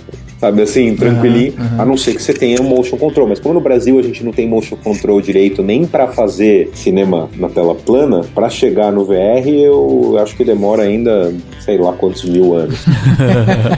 Por tipo de filme que a gente vai ter como fazer aqui, eu acho, pelo menos num curto prazo, eu acho que você até reduz, porque vira muito mais, você tem menos cenários, menos pessoas envolvidas na equipe, você não pode ter um monte de gente no set, você vai ter que ter pouca gente que fazem aquilo e vão embora. É verdade. Mas depende também do tipo de filme que você quiser fazer, né? Se você quiser fazer uma tourada, você vai ter que fazer uma arena com 80 mil pessoas e o touro e não sei o que, você vai gastar uma fortuna. Se você quiser fazer um interrogatório, tipo o Batman e o Coringa, você pode também, é um quartinho com 2 caras, você tá no meio deles 2, né? Então, acho que assim como o cinema também depende muito da história que for escrita, né? Sim. E tem algum tipo, sim, imagino que tenha só em inglês, né? Mas tem algum tipo de material, sei lá, da literatura, assim, que tá sendo desenvolvido, que você tenha visto? Ainda não? Ou assim, tem como a gente lê alguma coisa? Fala assim, eu quero ler alguma coisa mais... Alguém que esteja estudando mais a respeito e tal. Eu escrevi uns artigos aí, velho, que tá sendo publicado aí. Então. Não tô brincando. Eu acho que talvez tenha alguma coisa bem mais conceitual, cabeçuda, antigona, que discutia a coisa antes dela quase existir, acadêmico, assim, que eu não conheço. Sim. E o que você tem muito, na verdade, são os tutoriais dos desenvolvedores de equipamentos, que eles precisam. Certo. Então você entra, por exemplo, você tem a plataforma da Samsung, que por enquanto só funciona nos Estados Unidos, chama Milk VR. E quem tiver Android nos Estados Unidos pode ver já tem mais de 100 curtas lá. Para você subir o filme lá, eles têm uma cartilha, que é uma aula de VR, que explica o que funciona e o que não funciona para você poder subir o filme lá. Mas não é que eles não vão deixar subir, eles só querem que o conteúdo seja bom. Então eles já ensinam, cara, não mexe muito o horizonte, porque as pessoas ficam enjoadas, você fica... Então segura a onda no horizonte, movimento de câmera, vai com calma. Ele já vai dando um monte de dicas, que seria essa literatura, mas mais muito prático, assim, é uma teoria bem aplicada à prática já, que é para as pessoas conseguirem fazer. É que eu imaginei mesmo, que eu não sei, eu até, como você falou da questão do surgimento de uma nova linguagem, uma nova gramática que vai ter que surgir, principalmente quando se fala de cinema, né, de produzir um audiovisual em VR, inevitavelmente vai surgir teorias, né, pessoas pensando sobre, da forma como elas pensam sobre o cinema, né, assim, questão de enfim, escolas e acho que vai surgir naturalmente, mas não sei, eu já tô imaginando mesmo, assim, alguma coisa, sei lá, a gente acompanhar historicamente isso se desenvolvendo no sentido de gente experimentando e ver o que dá certo, né? Porque só na hora de o público, né, acompanhar que a gente vai conseguir entender, por exemplo, vamos supor, o que o público brasileiro quer ver em VR, né? Ele quer ver comédia, né? Ele quer ver terror, do que mais atrai e tudo mais. Eu imagino que vai ser inevitável, né? Não, então, eu acho que a gente tá muito mais naquela fase do Méliès, sabe? O cara que ficava inventando curtinhas com um corte e desaparecia e todo mundo achava que ele era mágico. E aí, ou aqueles russos, né, malucos, que faziam um monte de experiências. A gente tá, acho que na fase experimental dos práticos mesmo, né, das pessoas que fazem, tentando fazer um monte de loucura e ver como que sai. E aí, em cima disso, que acho que vão começar a se escrever teorias, sabe? Entendi. Você já teve já gravou alguma coisa em VR mesmo, tipo estéreo, assim, ou alguma coisa mais, sei lá, mais assim, tipo de colocar a equipe, planejar e tal, ou ainda não? Então, por esse filme do museu, a gente fez coisas em composição, então a gente filmou várias coisas em planos, e depois em pós a gente pôs isso num ambiente tridimensional e 360. Legal. E recentemente eu comprei lá nessa feira, e a gente já tinha comprado uns 2 meses atrás, uma câmera portátil mesmo de 360, são só 2 lentes, uma pra frente, uma pra trás, 8mm, emenda aí que você faz, é muito bom pra fazer teste, porque é rápido, assim, a câmera portátil, você filma rápido, ela tem um programinha que já faz a emenda e você já vê como fica na hora, assim. Caraca, isso é muito louco. Essa câmera, chama Ricoh. A marca, a câmera chama F-Theta, acho que custa $200. Eu tô levando ela pra todo canto. Eu fui no Força Bruta, que é um show aqui que tá rolando aqui em São Paulo, que você fica no meio dos caras, eles ficam pendurados em cabos e te envolvendo. Eu fui filmar com aquilo pra ver como seria, saca? Pra ver no óculos. E agora a gente trouxe há 2 semanas esse rig de câmera mais profissa mesmo, que é pra se fazer trabalhos de verdade, e a gente já fez alguns testes. Eu pus a câmera no carro, por exemplo, e saí dirigindo em São Paulo com ela, pra gente ver como seria por um ponto de vista de dentro de você dentro de um carro vendo as coisas acontecendo.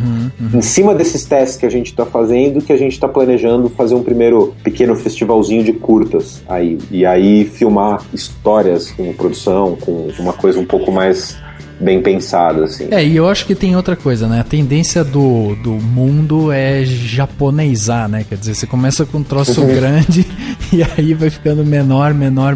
Então, sim, a tendência é que essa tecnologia, por mais que hoje às vezes possa parecer cara, ela começa a cair o preço, ela começa a ser facilitada, né, pro grande público e tal, e a partir disso a gente vai conseguir ver uma alta demanda em produção. Agora, eu acho interessante ver uma produtora grande como a O2 já com os olhos bem voltados para isso, até porque a gente tem essa tendência, né, de evoluir de todas as maneiras, principalmente dentro do cinema nessa forma narrativa, né? E aí é legal ver essas experiências acontecendo. O que eu tô muito empolgado, cara, é que a gente sempre chegou nas tecnologias novas depois que elas já estavam estabelecidas, né? E pela primeira vez que eu lembre, ou pelo menos que eu esteja vivo, a gente tá meio junto com os caras, assim. Lógico que a gente não tem a grana e a capacidade de produção de uma D1000 ou de uma Digital Domain ou do Face Store, que são essas produtoras gigantes, mas a gente tem o Fernando Meirelles, a gente tem a gente lá na O2 que faz histórias de filmes que competem, digamos, com vários desses filmes gringos, e ninguém que faz esses filmes gringos lá também já fez um que deu certo e a gente tá copiando, né? Então a gente tá começando quase junto, a gente tá um pelinho atrás, ao contrário de sempre que a gente só começa a fazer depois que os caras já estão lá na frente, né? Exato. Então é muito isso eu acho muito empolgante mesmo, assim, de estar, caraca, a gente pode de repente fazer um filme que vai estar na frente de todo mundo, assim, né? E ajudar a estabelecer e criar o mercado mesmo, e a linguagem, né? É legal demais. E até pro público consumidor, né? Se a gente pensar que, por exemplo, não sei, quando começaram a consumir DVD, demorou pro DVD chegar no Brasil. Hoje todo mundo no Brasil tem um smartphone, para comprar o aparelho que você falou, o cardboard, né, tranquilo, não vai talvez demorar tanto.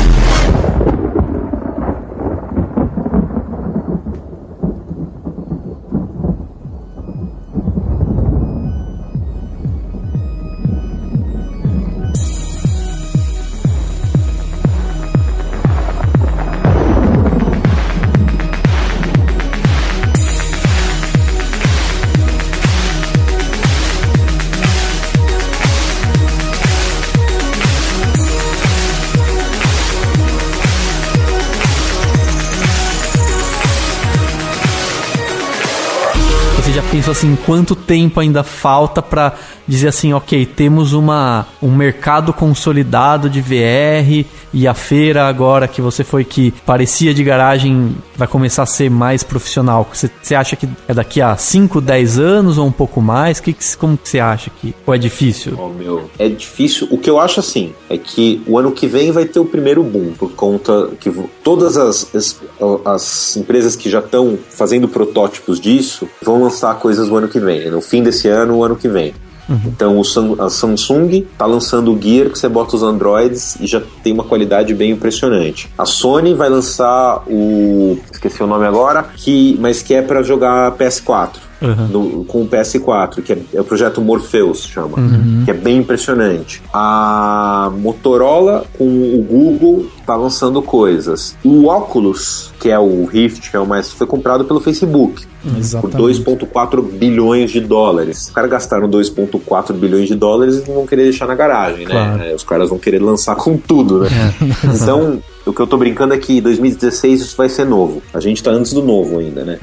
Mas vai ter essa primeira onda. Aí precisa ver se vai pegar por causa dos conteúdos, né? Se os conteúdos pegarem as pessoas pelas entranhas, aí o negócio explode de vez e eu não dou 2 anos, 3 anos pra já tá mais massificado, digamos. Mas não dá pra... Você tem que nem, né? A postura... Eu acho muito interessante a postura da Apple sempre, né? Os caras deixam todo mundo lançar as coisas, se diverte aí, os geeks ficam loucos, os early adopters e tal. Dá 3 anos, aí que eles vêm com a solução meio definitiva do negócio e quando eles lançam, aí explode, né? Exatamente. Eles fizeram isso com o iPod, né? Já tinha players antes deles. Eles fizeram isso com o iPhone, que quem, né, inventou de fato pro grande público o smartphone foi eles com o iPhone. E eles estão fazendo isso com o smartwatch também, né? Já tinha um monte de relógios para você usar, que eram com aplicativos e tal, há 2, 3 anos atrás. Agora os caras lançaram o iWatch e vai explodir isso, né? E eles com certeza estão já costurando sei lá como vai chamar, um iVR, né? A hora que os caras lançarem, sei lá como vai ser. Então, eu acho que demora um pouco. Eu tenho até um pouco de aflição, porque aqui no Brasil os clientes em geral só compram coisa que já deu certo, né? E as pessoas só pagam pra ver coisas que elas já sabem que foi feito e deu certo lá fora, né? Então, às vezes dá um certo receio de sair tão na frente que o negócio vai embicar antes de acontecer, e aí vai dar 3 anos, explode, e aí volta como se a gente estivesse copiando os caras lá fora, sabe? Verdade. Mas no Brasil, acho que a gente tem a vantagem que eu acho que seria justamente dessa questão da linguagem, né? O Brasil sempre foi muito bom de, mesmo estando atrasado, conseguir reinventar com uma linguagem mais muito própria, né? Assim, talvez isso seja o nosso ponto positivo, né? Espero que sim, cara. Tomara. Num dos artigos que você escreveu, Laga, você coloca inclusive falando sobre a projeção de mercado e tal, e aí o pessoal fala que no meio de 2016 a gente deve ter uns 5 milhões de aparelhos de VR, em 2019 vai chegar a 20 milhões, e em 2020 vai chegar a 30 milhões, quer dizer, a visão dos players desse mercado é muito otimista, né? Porque a gente tem aí um crescimento bem acentuado os próximos, sei lá, 15 anos, né? Pois é. Pra mim isso já é meio futurologia, mas é muito louco pensar que, por conta, é um negócio de papelão, né? O negócio do cardboard. Eu sempre achei engraçado falar isso. Já tem 1 milhão hoje em dia. E não tem ninguém, né? Você olha, ninguém quase viu isso ainda, né? Exato. Então, sei lá, se der meio certo, é muito rápido para os chineses começarem a produzir isso e o mundo inteiro, de repente, tem um negócio todo mundo tem um no bolso, né? É verdade.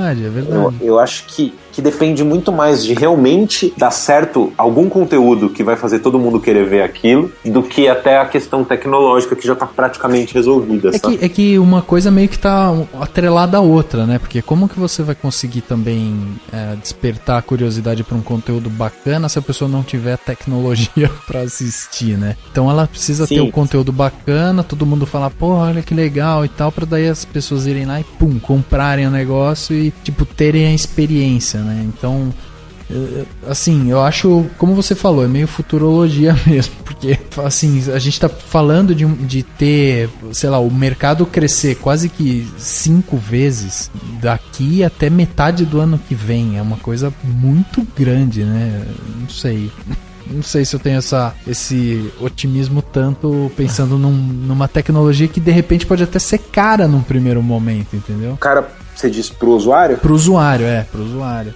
A questão que eu fico só pensando se o cara já tem um smartphone, não é caro, né? Precisa ver quantas pessoas já têm smartphone, isso eu não sei. Sim, teria que dar uma avaliada isso. Não, o Brasil é um dos países que mais tem, né? Inclusive, né? Então... pra mim é meio que pegar a quantidade de pessoas que tem smartphone no mundo e já é um potencial real de usuários de VR, né? Exatamente. E ver isso, né? Aí pra saber se esse número faz sentido ou não, sim, né? Eu acho que na verdade o que pode ser mais, assim, o empecilho que pode acontecer é justamente o fato de que é uma coisa um pouco mais solitária que não dá pra você fazer no ônibus indo pro trabalho, né? Não dá pra você usar VR... Sabe assim, no intervalo na hora do almoço. Então, será que precisa isso de um horário específico, né? Ou não. Não sei se eu sou muito louco, mas porque, sei lá, né? Se você falasse há 7 anos atrás que todo mundo ia estar no ônibus e no metrô olhando pro celular, ninguém ia falar que ia. Todo mundo ia falar que você era louco, né? Não sei. Mas é que assim, a questão do VR é que você precisa de um tempinho, né? Você fala assim, não, calma aí, eu preciso fazer isto aqui. Aí você não tem como você andar e ir pra um lugar enquanto faz isso, né? Não sei, imagino que tem um pouquinho desse empecilho. Pode ser realmente que as pessoas mudem hábitos e façam disso uma coisa totalmente diária ou, enfim. Eu imagino que seja algo que vai ser algo mais parecido com o videogame, sabe? Quem tem em casa, no fim do dia vai lá e joga e curte pra caramba. Porque meio que não vai assim num contrafluxo da tendência atual, que é justamente as pessoas estarem agora consumindo muito mais ter essa segunda tela, sabe, tá sempre conectada e tal, acaba sendo um movimento até um pouco solitário, né? Não, justamente, e como o Laga falou, né, Rafa, a pessoa tá totalmente focada e imersa, então por esse lado é ótimo que se invista nessa tecnologia, porque você tem um contraponto a esse excesso de informação, de dispersão que a gente tem.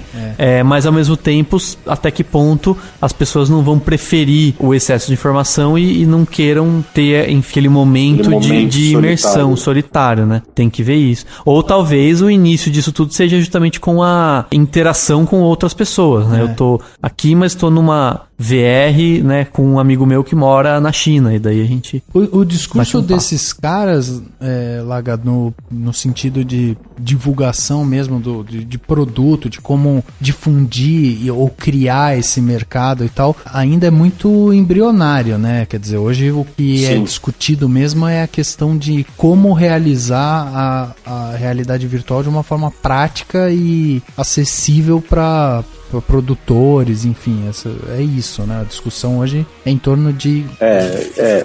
Você diz praticamente mais técnica. Exatamente. Sim, mas os caras lá fora são menos idealistas, né, que nós, assim, eles têm uma cabeça, um pé sempre no mercado muito forte, né? Entendi. Eles não fazem coisa pela ideologia muito, né? Eles fazem pra acontecer, né? Como negócio, assim, né? O cinema lá é assim, né? Então, essa mentalidade, eu acho que eles já trazem e eles querem fazer estourar, assim, né? Tanto que todos os grandes já estão fingindo que não é com eles, mas já estão fazendo, né? Exato, assim, exato. Eles só estão esperando um pouco coisa se estabelecer, ou ver pra onde vai e tal, mas ninguém falou, puta, isso é bobagem, né? Não vai rolar, assim. Sim. Acho que o que você falou, que eu concordo mais, é a história do...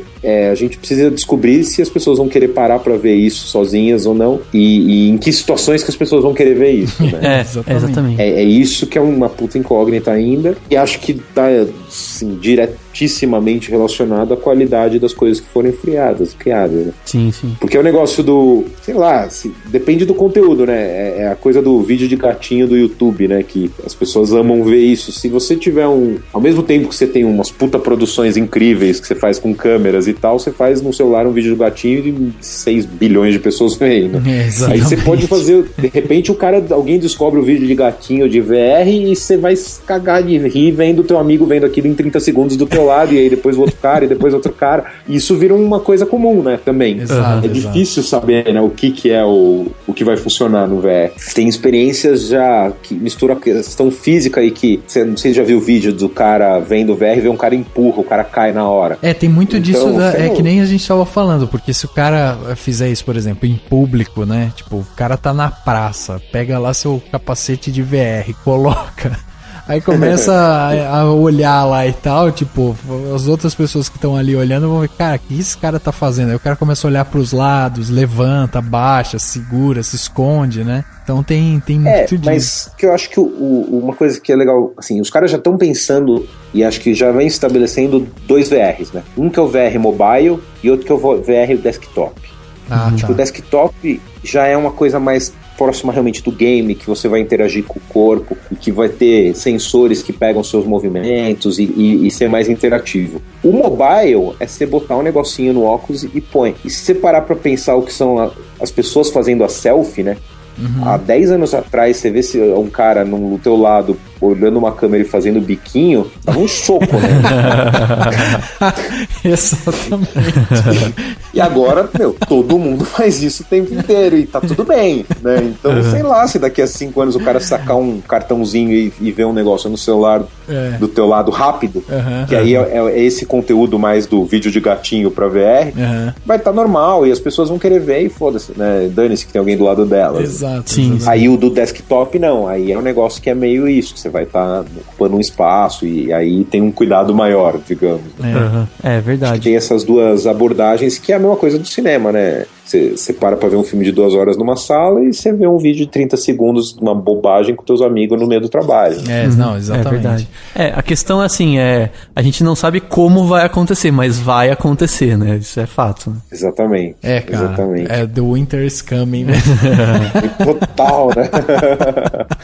Exatamente. A gente só precisa saber se a gente vai ser os White Walkers ou se a gente vai ser o resto, né? Exatamente. É bem isso. Muito louco. Eu acho que, sem dúvida, essa é uma tecnologia que vai mudar a cara da... Assim, se vai comer uma fatia do mercado como um todo, né? Tanto na parte de entretenimento em geral, quando a gente pensa em videogame, como a gente pensa em o próprio treinamento que a gente falou, né? Toda essa parte, acho que ele vai entrar nisso. Essa questão do cinema, ela ainda é um pouco, vamos dizer, nebulosa, né? A gente tá entendendo ainda como que a tecnologia funciona e tal, mas eu acho que a grande questão é justamente começar a fomentar isso para começar a gerar discussão em cima disso, né? Porque aí vai começar a surgir realmente ideias e implementação, e você começa a trazer assim, dá um frescor, né? Oxigena essa discussão. Então eu acho que isso é muito importante, a gente realmente discutir isso. E, tá cheio de texto do Laga na internet aí que a gente pode ler também sobre isso, que é muito bacana. Sim. Total. Acho que... E o poder de ter muita gente fazendo a coisa, de repente criar um negócio absolutamente inesperado, né? Que é a coisa dos memes, assim, né? Só a internet possibilitou, de repente, você ter um monte de coisa que é uma merda e que ninguém nunca criaria aquilo e falaria, isso vai dar certo. E vira um negócio que o mundo inteiro usa e é legal pra caramba, né? Na real, né? Exatamente. Tipo um raccoon olhando pra trás e a câmera dando um zoom na cara dele e isso vira um negócio incrível. Exatamente. Eu acho que é só a hora que a VR se popularizar que a gente vai descobrir essas coisas pro VR. E aí isso vai virar, de fato, um negócio grande, né? Exato, sim. Exato. E sempre o Brasil ele sempre surpreende, né? O brasileiro sempre surpreende com criações que a gente nem imagina que vai surgir, né? Exato. Os memes brasileiros, as coisas assim. Então, não dá pra saber mesmo. O clipe da Anitta, né? Coisas do tipo.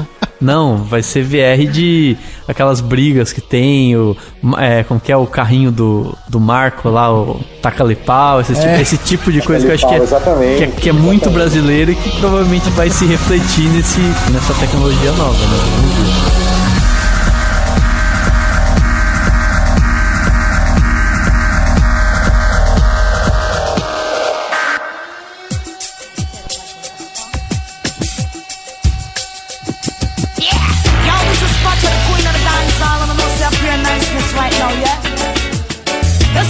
reggae music and it just feel like potion from the ocean. For real, right now. Chegando ao final de mais um podcast, agora o podcast Cinemação número 137, conversamos aqui com o Laga sobre realidade virtual, o próximo passo do entretenimento. Olha só, agora a gente vai começar a se deparar com um novo mundo que vai aparecer na nossa frente. Isso vai ser muito maluco, então estejam preparados, né? O 3D do James Cameron vai ser fichinha pra isso. Né? Porra, sim. Não, vai ser... acho que é outro admirável mundo novo que tá chegando aí pra gente. Vamos ver pra onde a gente vai chegar. Onde a gente vai chegar com isso aí, né? Exatamente. Ô Laga, agora, quem quiser conversar com você, tirar dúvida, acompanhar seu trabalho, enfim, ter contato com você, você tem algum lugar aí que a galera possa acessar, conversar, alguma coisa assim, algum canal pra isso? Não, eu tenho mais institucional no site da O2, o2filmes.com, tem lá minha página de diretor, que ainda na verdade tá focado mais em comerciais de TV e outras coisas que eu nem faço tanto, mas tem ali um primeiro contato, digamos. Eu tenho página no Facebook, que é o meu nome aí que vocês já falaram, Twitter, que é Laganaro, só Laganaro, é só Laganaro, não tem mais nada, né? É @Laganaro. Ufa, coisa legal. E o Instagram também, que é @Laganaro, e é isso aí, qualquer coisa. No bar também, a gente se encontra aí na Vila Madalena, quem quiser. Muito bom, muito bom. Laga, então eu só tenho que agradecer a sua participação aqui no podcast do Cinemação. A gente ficou... eu ainda tô assim meio pisando em nuvens, assim. Eu ainda tô tentando entender o que é esse negócio da realidade virtual. Eu ainda quero ler mais, porque eu sempre fui um mega entusiasta dessa parte tecnológica. Então eu quero tentar ler mais, quero tentar, assim, buscar conhecimento dentro dessa área, né? Desculpa interromper, mas o que eu acho muito importante, não sei para quem estiver ouvindo e for, ainda é novo, ainda é difícil, mas já tá acessível, meu. No Mercado Livre você compra um cardboard, e você tem um iPhone, você não tem, você tem um amigo que tem, já dá para baixar um monte de filminhos, e você só vai entender, mesmo lendo, quando você vê a primeira vez, assim. E aí, assiste. Tem que assistir para começar a conseguir pensar como é mesmo, sabe? Exatamente, cara. Eu fiquei maluco. Eu vi o behind the scenes, né? Os bastidores desse filme Help aí. Eu já fiquei transtornado assim com as possibilidades e realmente eu vou atrás disso. Então, cara, eu só tenho que agradecer a sua participação aqui, trazer esse assunto que é muito empolgante. Eu espero que as pessoas vão atrás mesmo, sabe? Que tentem buscar mais coisa. E muito obrigado, cara, pela sua participação aqui. Imagina, meu velho, foi um prazer. Eu tô brincando que eu tô fazendo aqui no Brasil o trabalho de evangelização do VR, mas que é importante pra existir, assim, senão a coisa não acontece e a gente vai ficar pra trás de novo. Não é o caso, acho que a gente pode estar na ponta dessa vez e vamos fazer de tudo pra ficar. Se depender da gente como fiéis, já tem, né? Já tem, então já começou com os fiéis aqui. E provavelmente espero que a galera que tá ouvindo o podcast também se torne fiéis desse processo novo aí. Então é isso aí, brigadão Rafa, brigadão aí Laga por tudo que você falou. Só uma coisa pra concluir assim, a gente brinca que a gente teve um pouco de resistência de falar de séries aqui no Cinemação, mas as séries, tem muitas séries hoje que são puro cinema, né? Perfeito. Elas, né? Então eu acho que isso vai depender de todos nós e dos produtores no Brasil pra fazer com que o cinema vá pra todas as novas tecnologias que forem surgindo, como é o caso do VR. Então, pra quem tá ouvindo, até semana que vem. Ótimo, a conclusão. O podcast Cinemação número 137 fica por aqui e a gente se vê no próximo.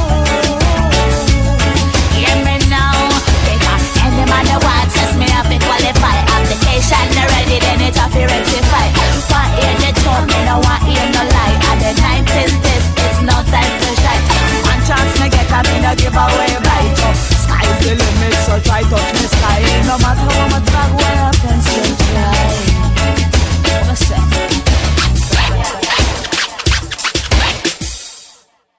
Ação. Agora que eu me toquei, que é muito nada a ver eu falar a gente se vê, porque a gente não se vê, né? A gente se escuta. Mas se vê porque mentalmente você 137 episódios falando isso, e agora que eu me toquei que não faz sentido. Não, tá certo. De linguagem, né? Exatamente. Figura de linguagem. Não, vamos fingir que tá tudo certo, né? Exatamente, vamos fingir. Esse podcast foi editado pela Isso Aí Design. Tudo isso é forma com função. É design estratégico. É isso aí.